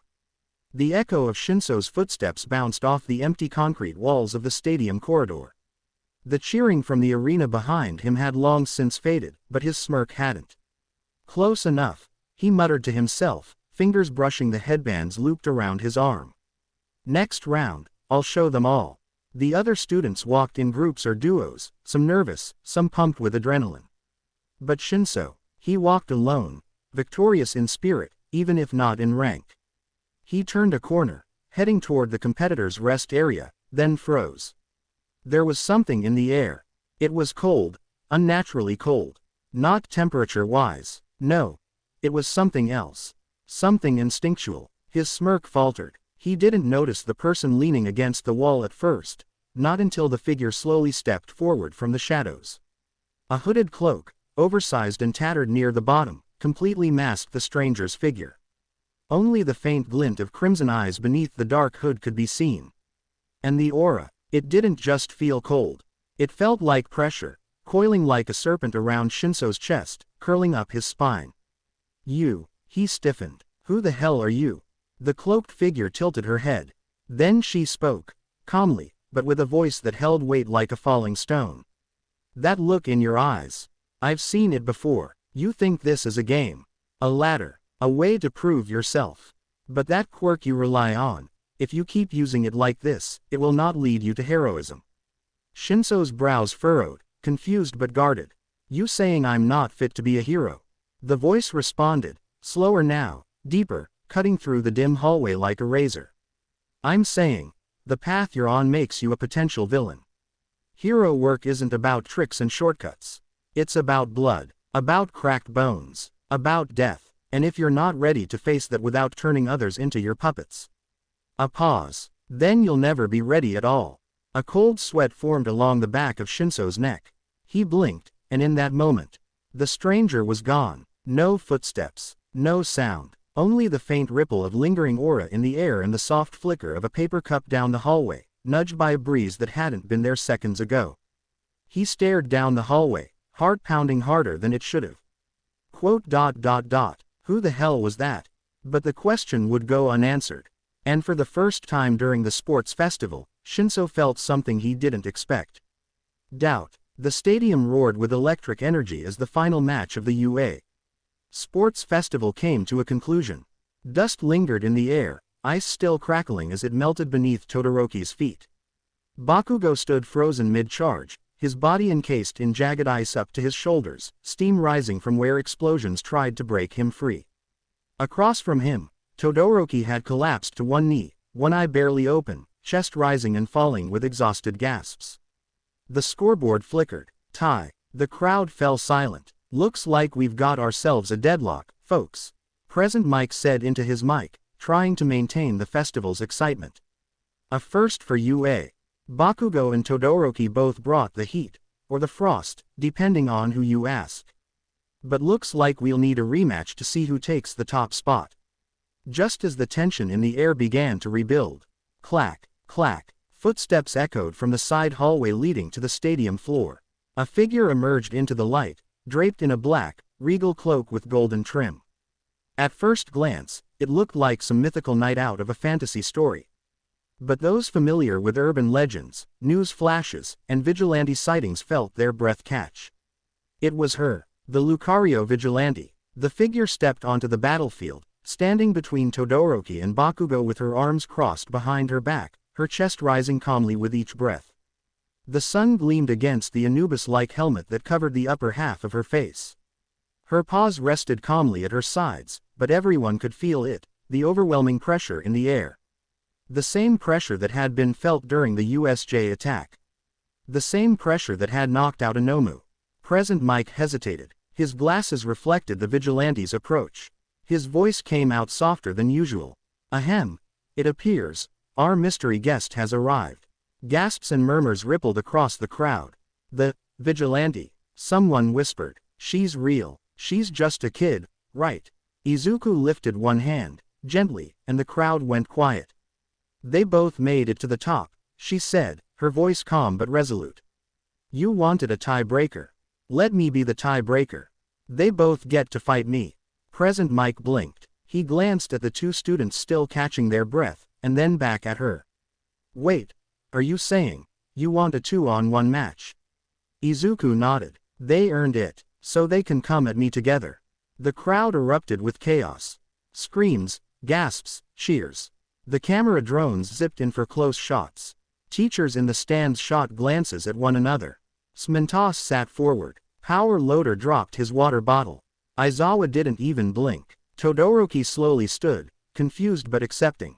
Bakugo snarled as the ice around his body cracked and burst from his arms, releasing him with a harsh exhale. Don't hold back, Izuku added, eyes locking onto both of them behind her helmet. I won't. Present Mike smiled faintly, adjusting his mic. Ladies and gentlemen, he bellowed, voice cracking with anticipation. In a twist no one saw coming, the mystery guest herself, the Lucario vigilante, has stepped forward. Instead of a rematch, she's requested a 2-on-1 battle. The crowd exploded in cheers. Cameras snapped, the wind shifted, and Izuku, calm, still, focused, took one step back and dropped into a low stance. Let's begin, she said. The crowd was roaring. The tension could have sliced steel. All eyes were fixed on the final stage as the mystery guest, known only as the vigilante, Lucario, stood alone at one end of the stadium. Across from her stood Bakugo and Todoroki, the dual champions of the tournament. They didn't like working together, everyone knew that, but even they understood the gravity of the challenge ahead. As the countdown ticked down, Izuku slowly reached for her cloak, then in one fluid movement, she cast it aside, revealing her Anubis-style vigilante armor in full. The golden bands gleamed beneath the sun, and the polished bone-like accessories shimmered with aura. Then she took the iconic stance from a long-forgotten martial arts anime, legs planted wide, one hand extended and the other drawn back like gathering energy. "Ready," Izuku said softly. 3, 2, 1, begin. Phase 1. Teaching through pain. Bakugo didn't hesitate, launching forward with a quick series of explosive strikes. Todoroki followed, sending waves of ice across the battlefield and bursts of fire as backup. Yes, Todoroki is using his flames BC. He knows he can't win with just his ice against her. But Izuku didn't move an inch from her spot, until the very last moment. She sidestepped Bakugo's charge effortlessly, pivoting around him, and landed a precise gut punch that doubled him over. "Too predictable, Bakugo," she said calmly. "You're charging like a bullet without aim." Todoroki sent a spike of ice under her feet. She hopped, spun mid-air, and kicked off it, flipping behind him. Wham! She delivered a punishing elbow into his lower back, just enough to hurt, not enough to damage. "You hesitate when you use fire," she said to Todoroki. "Your balance crumbles when you hold back." They regrouped, breathing hard. Bakugo gritted his teeth. "TCH, she's messing with us, she's testing us," Todoroki muttered. They charged again, this time together, but Izuku was faster. For 2 whole minutes, she danced between them like wind through the trees, dodging, flipping, blocking, and delivering bone-rattling gut punches every time they missed a strike. Thud! Bakugo, spun around by a bone jab to the ribs. Crack! Todoroki, swept off his feet with a tail strike. She never followed through enough to injure, only to teach. The audience watched in awe, confused, amazed, thrilled. Phase 2. Pushed to the limit. Bakugo's palms sparked erratically now, his eyes bloodshot. Todoroki's breathing grew heavier, steam rolling off his shoulders. His hair stuck to his skin from the heat building inside him. "Enough holding back," Izuku said softly. Her stance shifted. One paw braced, the other coiled behind like a spring. "Come at me." Bakugo and Todoroki exchanged a single glance, and then it happened. Howitzer impact. Flash flame geyser. Yes, I know it's a later move in the series, but Todoroki is smart, he would think of that quickly. A spiraling rocket of explosive heat tore toward her from Bakugo's charge, while a horizontal inferno blazed across from Todoroki's release of both ice and fire together. Lucario's answer. Izuku's eyes narrowed. With a flash of blue light, she summoned her bone rush, but this time she held it high above her head like a divine spear. Then she smashed it into the ground, hard. Boom! A massive shockwave exploded outward, like a ripple of light and force across the entire arena. The twin attacks collided with it mid-air and were blown apart, diffused and nullified. The earth shook. Dust and debris shot skyward. Bakugo and Todoroki, caught mid-air in the recoil of their own attacks, were launched back. The crowd gasped. Slam! Slam! Both boys landed hard on the outer ring of the arena, out of bounds. Silence and awe. A few seconds passed. Then Present Mike finally broke the silence. "Ladies and gentlemen, she's done it. Lucario, our mystery guest, has defeated both tournament winners in a 1 vs 2. The crowd erupted in cheers and disbelief. Even some pro heroes stood up in stunned applause. Bakugo sat up, coughing and clutching his gut, eyes wide. Todoroki leaned on his elbow, sweat pouring down his brow, staring at Izuku, his lips forming one word. "Who?" Izuku stood tall at the center. Not proud, not smug, just calm. "Power is meaningless without control," she said aloud, her voice echoing through the mic. "Remember that." Then she turned her back to the arena and walked away, disappearing into the stadium tunnels as thunderous cheers filled the air. The dust settled in the arena, but the atmosphere remained charged. Shockwaves from the final strike still echoed faintly through the stadium walls. The massive crater in the center was proof enough that the mysterious fighter, Lucario, was on a completely different level. Bakugo groaned from the far edge of the arena, slowly rising from the ground, scowling at the loss. Todoroki sat beside him, silent, his dual-colored eyes staring at the crater. Both boys had given everything, and it still wasn't enough. Above them, in the stands, Class 1A was frozen in stunned silence. She knocked them both out of bounds in one move, Kaminari muttered, slack-jawed. That aura, Tokiyami whispered, clenching the armrest in front of him. It was like staring at death itself. Momo leaned forward, arms crossed tightly. Her technique, precision, and reading of both Todoroki and Bakugo. It was like she knew them inside and out. Yeah, Jiro nodded, still watching the arena. But who the hell is she? She didn't even flinch when Bakugo used that spinning move. What did he call it again? Shiro blinked. Howitzer impact, Hiroshima murmured. His newest technique. And she stopped it like it was nothing. Uraraka hugged her knees on the bench. She looked like she was holding back, like the whole fight was more of a lesson than a challenge. Did anyone else get chills when she started giving them advice mid-battle? Mina asked, hugging herself. Like, she wasn't just trying to win. She was trying to teach them something. She's a vigilante, Aoyama said, trying to sound confident. A very powerful one. More than powerful, Tokiyami added. Calculated, poetic, dangerous. Everyone's attention was suddenly pulled to the arena's edge where Present Mike stood, still reeling. Well, there you have it, folks. The mystery fighter wins by ring out. The crowd erupted into mixed cheers and stunned murmurs. Some pro heroes watching in the VIP section exchanged glances of confusion and concern. As Lucario turned her back to the crowd, cloak now draped around her shoulders again, her glowing red eyes briefly scanned the stands. Her gaze stopped on Class 1A, lingering, but not revealing anything. Hiroshima whispered, I feel like she knows us. But I've never seen her before, Mina said. Me neither, Uraraka added. Todoroki, still catching his breath, narrowed his eyes up at her. She knew what I was holding back, and forced me to face it. Who is she? Behind them all, Bakugo slowly stood, looking up toward the vigilante's retreating form. He didn't say a word. The next morning at UA, Class 1A filed into their homeroom with mixed excitement and lingering awe. Though they tried to focus, the memory of the mysterious vigilante, Lucario, defeating both Todoroki and Bakugo in the sports festival finals clung to the air like static. Whispers passed between desks, but no one dared speak too loudly.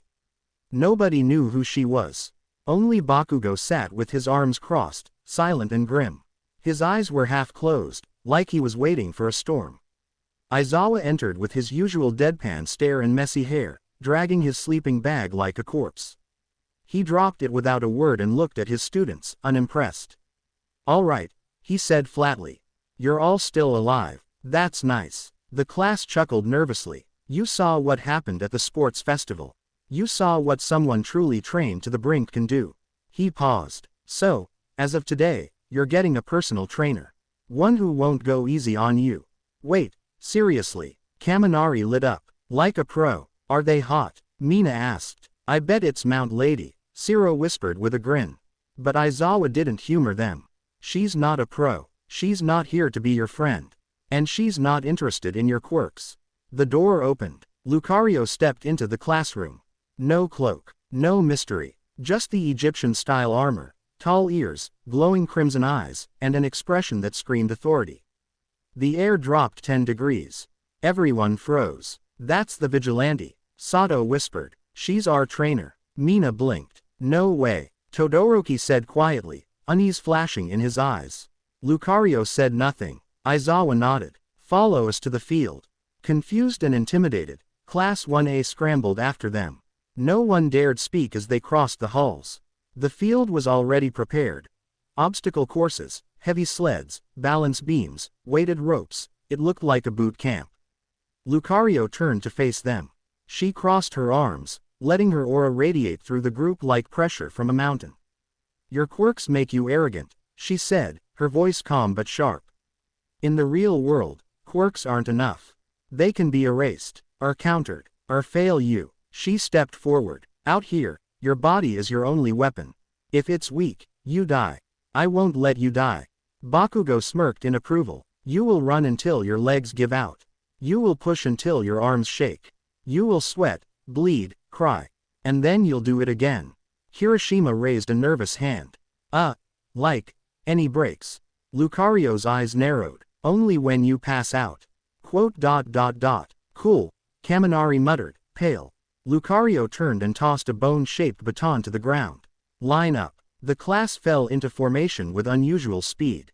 Even Iida looked shaken. From the sideline, Aizawa simply nodded. For once, Class 1A looked truly ready, or at least scared enough to learn. Lucario took her stance and pointed to the first set of equipment.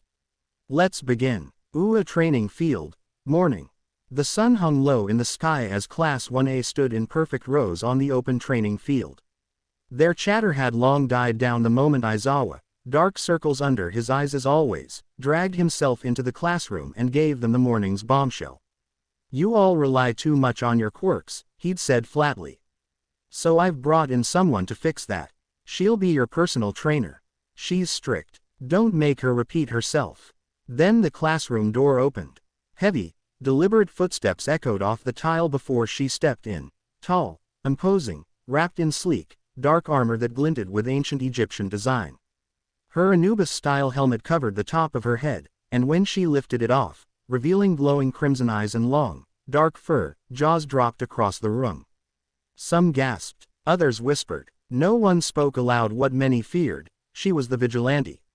The one who nearly leveled a Nomu with her bare fists. The one who fought off two of their strongest classmates at the sports festival like it was nothing. Line up outside, she said without a trace of warmth. Now they were here, and she was staring at them like a general assessing weak soldiers.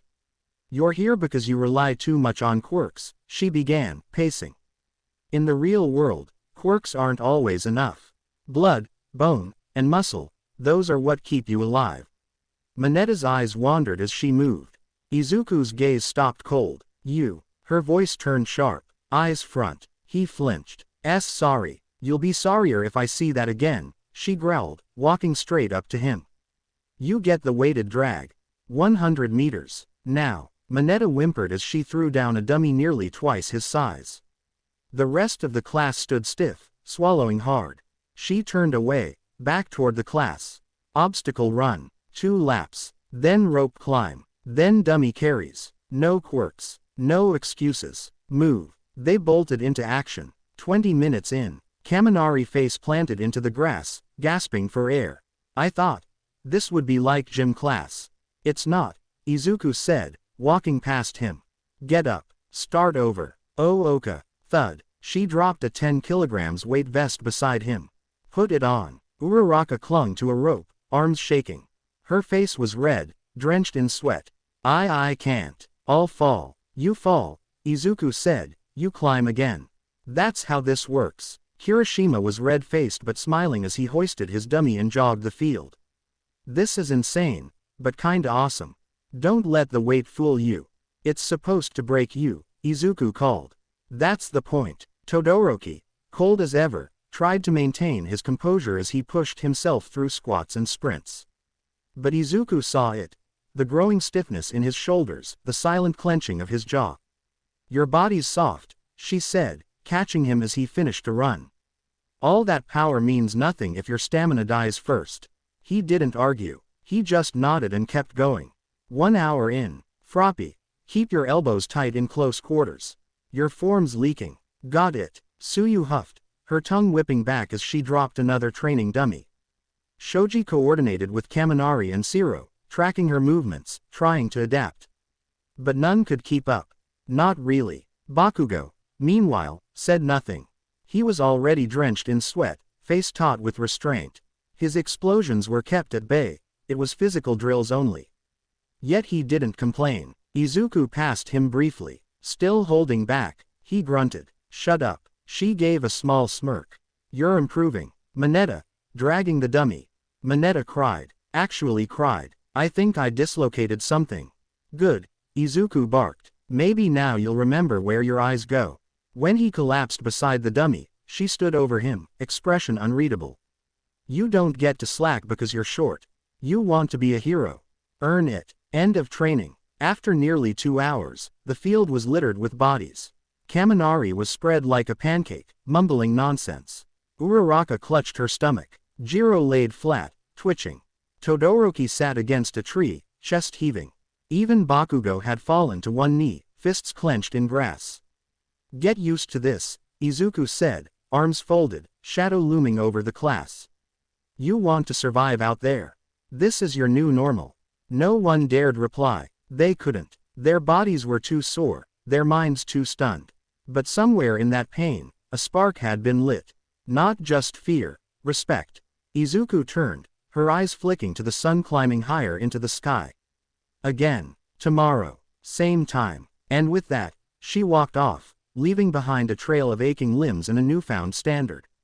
A training field. Day 2. The soreness hadn't left them. Muscles ached, blisters formed, and every movement felt like wading through sand. Still, Class 1A stood in uniform formation once again, waiting for the storm to return. And return it did. Izuku stood before them, tall, unmoved, arms crossed over her vigilante armor.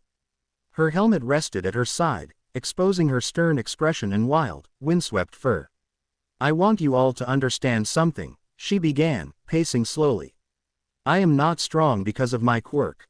That got their attention. I am strong because I trained every single day for 7 years, she said, eyes sweeping the class. I pushed my body to the limit. I bled. I broke bones. I fought alone in alleyways, forests, abandoned rail yards. I fought when my body was screaming at me to stop. Uraraka's mouth parted in disbelief.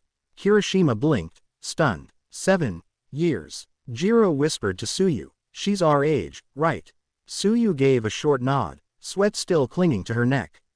She's probably been training since she was 6. Todoroki furrowed his brow slightly. Even his ice-cold discipline cracked for a moment at the weight of that number. But one person wasn't shocked. Aizawa. He leaned lazily against a tree, arms tucked in his capture scarf, looking as unbothered as ever. But Kaminari, still trying to stretch his sore arms, happened to glance his way. That smirk. It was small, barely more than a twitch at the corner of his mouth. But Kaminari noticed it. Wait, he muttered, squinting. That smirk. No way. His eyes widened, looking between Izuku and Aizawa like someone connecting constellations in the night sky. He trained her, Kaminari said quietly. Aizawa-sensei trained her. That whisper didn't stay small. The realization passed through the class like electricity. He what? Mina asked, jaw slack. Wait, that makes so much sense, Hagakure chimed in. Their fighting styles, that intense close quarters thing. It explains how she moves like she can see everything, Tokiyami muttered. Even with her eyes closed. Aizawa finally opened his eyes. Took you long enough. Some laughed weakly, others looked like the ground just fell out beneath them. Izuku nodded slowly. He found me years ago. Saved me from something I don't like talking about. After that, I chose this path. One that didn't require fame. One that didn't need permission. Bakugo stood silently in the back, arms folded. He said nothing, but his expression wasn't mocking. It was thoughtful, respectful. Mei, from the shadows of the viewing tower where she always watched, smiled faintly. Izuku glanced across them all. You want to be real heroes? She asked, voice like steel. Then train like your life depends on it. Because someday, someone else's will. She turned and motioned toward the track. Same drills as yesterday. But this time, no breaks. Groans erupted. Zero flopped backward. No breaks. I still can't feel my legs. Kaminari whimpered. Minetta's eyes darted away the second Izuku turned toward him. Minetta. Her tone was warning enough. He jumped. Why yes, ma'am, run. He ran. And with that, the class took off again, aching and grumbling, but also, inspired. Because now, they weren't just training under some powerful mystery woman. They were training under someone who lived what they all claimed to want. Someone who bled for it, sacrificed everything for it. Izuku Midoriya wasn't just their trainer. She was their reality check. And slowly, she was becoming their example. Classroom 1A, the morning after. The room was filled with groans. Every student in Class 1A slumped in their seats like melted wax figures, bandages covering limbs, heat pads taped to necks, and bottles of sports drinks littered the desks like tiny battlefield casualties. Uraraka had both arms limp at her sides, barely able to hold her pencil. Jiro winced as she tried to stretch her back. Kirishima kept muttering something about manliness being pain, while Mineta just softly whimpered with an ice pack pressed to his swollen forehead. The moment the door slid open and Aizawa walked in, the air stiffened, not out of fear, but trauma. He paused mid-step, eyes surveying the wreckage of what used to be his classroom. "You all look half dead," he said, expression as blank as ever. "That's because she tried to kill us," Shiro muttered, slumping over his desk. Aizawa gave a short hum. "Then she did her job." A long groan from Kaminari echoed off the walls. "How is that a normal response? She's training you the way I used to train her." "So yes," Aizawa said bluntly, "you're all getting a fraction of what she went through." Bakugo, still sitting tall despite his soreness, tsked and glanced sideways. "Tch, you lot would have died after day one if you were in her shoes."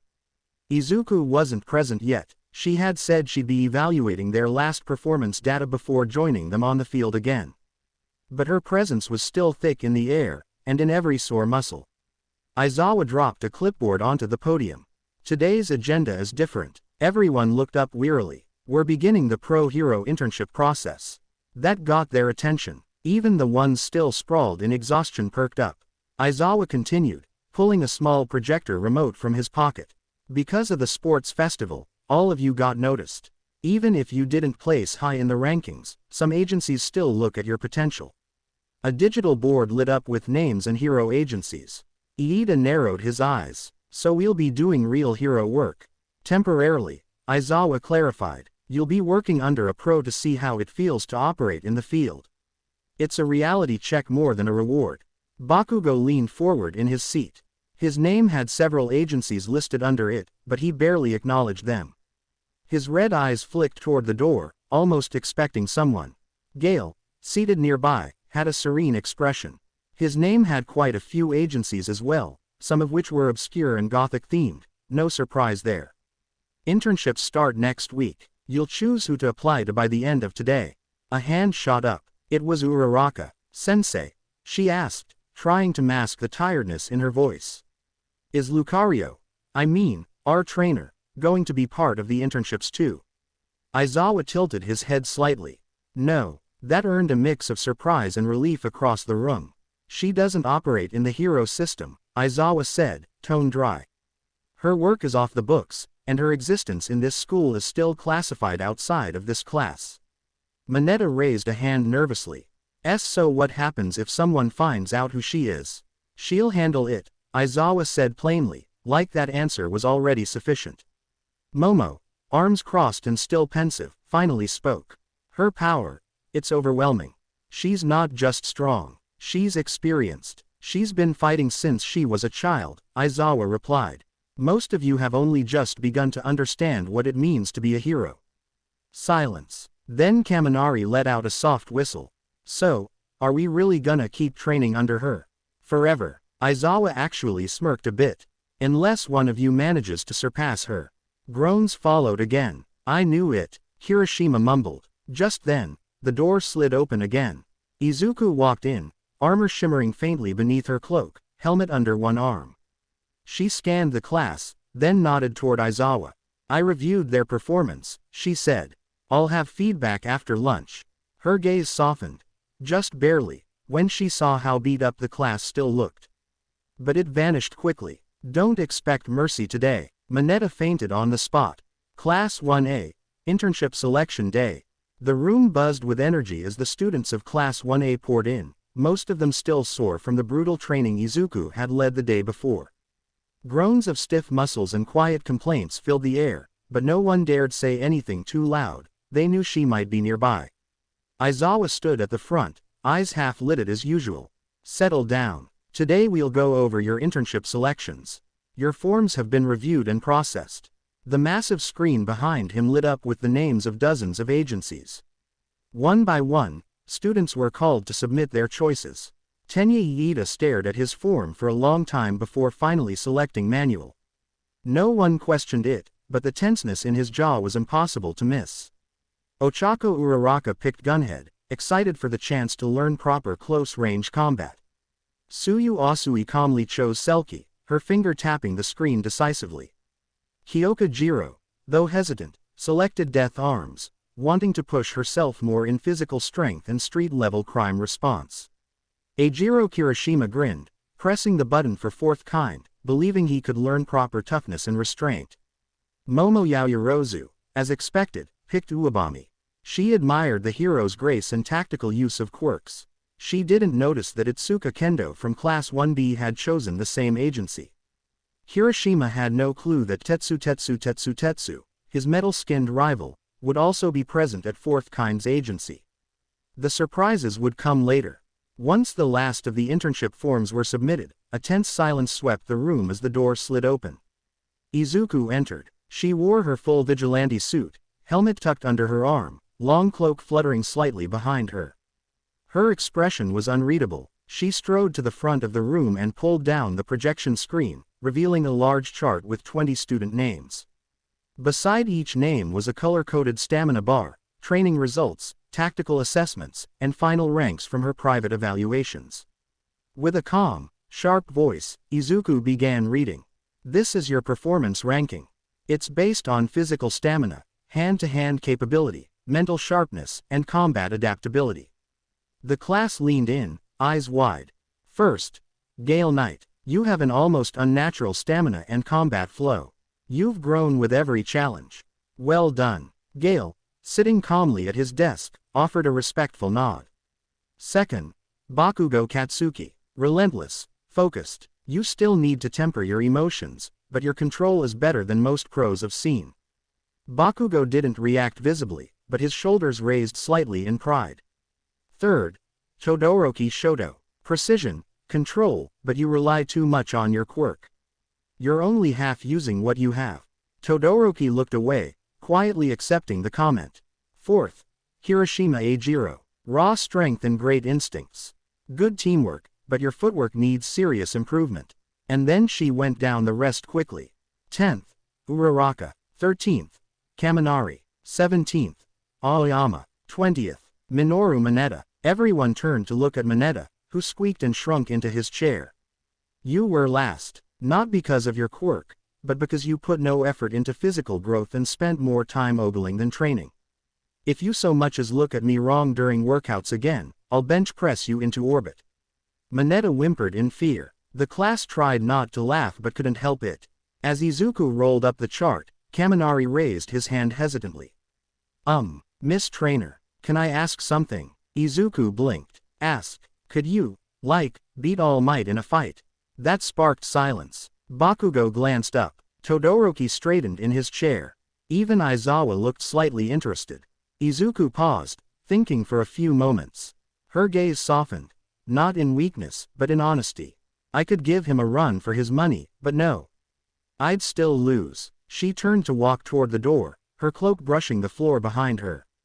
But I'm not trying to beat All Might, she added without turning around. I'm trying to be something else. Something no villain can outrun. And with that, she left the room. Class 1A sat stunned for a moment. Is she always like that? Jiro asked. Bakugo smirked faintly. That was her holding back. Hosu City. The evening air was still as Iida stepped off the train, the sun already beginning its descent behind the tall buildings and glowing orange across the streets. He adjusted his glasses, the weight of his brother's legacy resting heavily on his shoulders, even more so than the small overnight bag slung over his shoulder. The streets bustled around him with commuters and chatter, but Iida's gaze remained sharp and forward. Manuel was waiting at the edge of the platform, waving with his usual friendliness. Iida, welcome to Hosu. You ready to get to work? Iida bowed deeply. Yes, sir. I appreciate the opportunity to intern under you.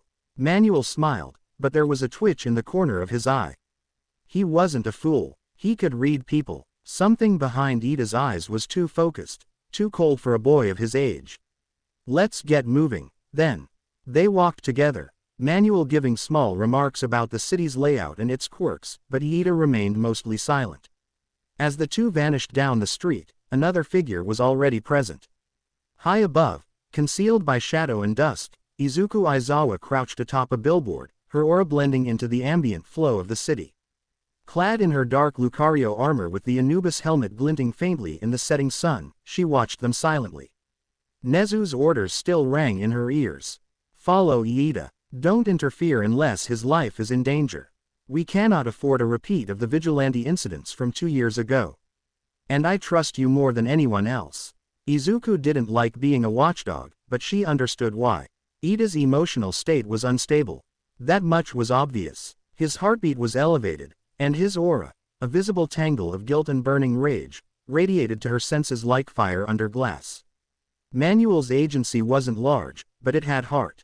Iida met the small team, all older and experienced. They welcomed him warmly, but Iida's mind was elsewhere. Even when they praised his posture, or his note-taking, or his analytical observations, he barely acknowledged it. In the quiet of the dorm room assigned to him, Iida stood by the window, fists clenched. I'm not here to learn how to patrol. I'm here for Stain. He pulled out a small folded paper from his blazer. A map. Red circles marked suspected sightings of the hero killer across Hosu. Iida had drawn it himself, cross-referencing every case tied to brutal maimings of pro heroes. His jaw tightened. You'll pay for what you did to Tensai. From another rooftop, Izuku watched. She had followed Iida discreetly during patrols, always from the shadows. He was competent, efficient, but he was hiding something, and even if she couldn't hear his thoughts, his aura betrayed his obsession. His energy burned too hot, like a wildfire seeking fuel. She followed from above, along power lines and rooftops, her movements silent and swift. Each night she returned to the hideout, relaying notes to Nezu through encrypted transmissions. Mei always waited for her, usually asleep at her workbench, but tonight, she stayed awake. Izuku returned silently, her helmet resting in her hands. Still watching him, Mei asked quietly, offering her a tea. Izuku nodded. His anger is getting stronger. Mei frowned. Are you going to stop him? I'll only step in if he's about to die, Izuku replied. Nezu was clear. Her eyes turned toward the city again, gaze piercing. But I won't let him fall. Manuel stood beside Iida the next day as they monitored traffic during rush hour. His usual cheerful tone was absent now. Iida, he said, glancing sideways, you sure you're not here for something else? Iida blinked, caught off guard. Sir, you've been doing great, but you're too tense. Too intense. You're not gonna be a good hero if you burn yourself out before your license exam. Iida looked down. I apologize. I'll reflect on that. Manuel gave him a thin smile, clearly not satisfied, but unwilling to push further. From afar, Izuku narrowed her eyes. She had caught a glimpse of Iida's map. He didn't know she had seen it. Slipped into his room when the building was empty, but she now had her own copy memorized.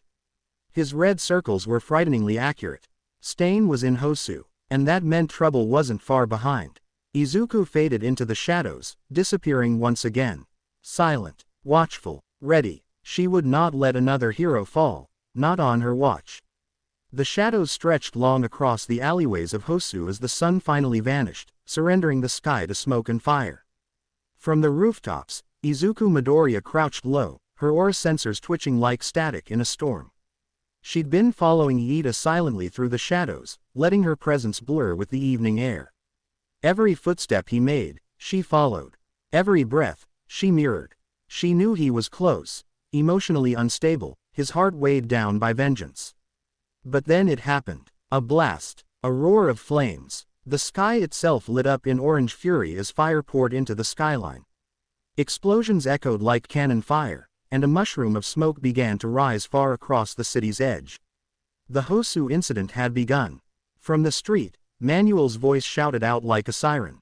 Iida, let's move. That's near the West District. We need to assist right now. Iida looked up, heart pounding. Why yes, sir. The two heroes bolted down the sidewalk, feet slamming hard against the pavement. Izuku immediately prepared to follow, her body tensing with trained precision, but something felt wrong. From her perch above, her eyes narrowed. Why did he just stop? Iida had broken away from Manuel. Just before taking the turn into the fire-filled streets, he paused, just long enough to glance into a narrow alleyway to his right. Then, without hesitation, he slipped away into the shadows. Shit. Izuku flared her aura senses and launched herself after him across the rooftops. But he was faster than she expected. Desperation makes people faster, and more reckless. Iida's heartbeat, once firm and focused, now raced erratically, like a wounded animal. His aura was spiraling towards something dangerous, something violent, someone. Izuku clenched her fists. The flames behind her roared louder, begging her to intervene, but she couldn't. Not yet. Iida is my mission. She skidded to a stop on a rooftop and dropped low, closing her crimson eyes. The heat of the city fire faded into background noise. Sounds of battle blurred into nothing. Her focus sharpened, tuning into the electric pulse of life below. One aura. Familiar, Iida. Second aura. Badly wounded, pro-hero native. Third. Twisted, burning, cold and hot all at once. Like jagged glass fused with poison. Her eyes snapped open. Stain. Without another thought, Izuku bolted. Her body became a blur of speed across rooftops, smoke trailing behind her. She could already hear voices below, one of them ragged, pained. Iida, you're not a real hero. Then why are you about to die like one? Came Stain's answer, calm, unforgiving. Izuku made it to the edge of the final building. Her eyes locked onto the scene below. Stain stood tall over Iida, blood dripping from his blade. His foot pinned Iida's chest to the ground, preventing the boy from even moving. His hand was raised, his dagger aimed directly at Iida's throat. The boy's eyes were wide, panicked, but not because he feared death. Because he feared he'd failed. Izuku moved before she even breathed. I won't let you take him. From above, a blur of silver blue light dropped like a meteor.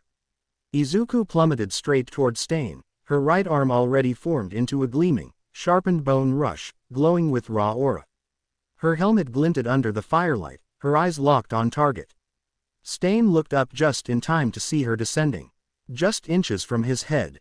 The instant Izuku dropped from the rooftop, the world felt like it slowed. Her aura-bladed staff, Bone Rush, shimmered in the firelight as it streaked downward with devastating force.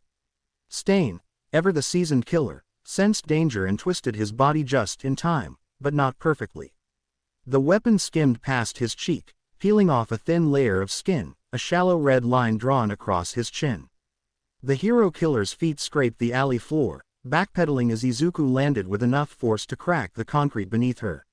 Sparks of aura scattered like glass from her bone rush as it struck the ground. Just inches away, Tenya Iida lay immobilized, paralyzed by Stain's quirk.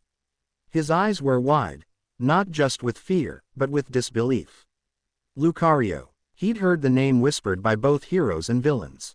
A ghost in the night, masked like an Anubis, cloaked in steel and aura. And now she was standing before him, back turned, arms low and steady, bone weapon glowing, tail twitching like a predator preparing to strike. I told you, Izuku growled, voice cold. Without turning, she swung the blunt end of her bone rush to the ground just beside Iida's head, making a crack in the stone beside him. You act without thinking again, I will triple your training until you break. You hear me? Her voice cracked with fury but carried no hatred.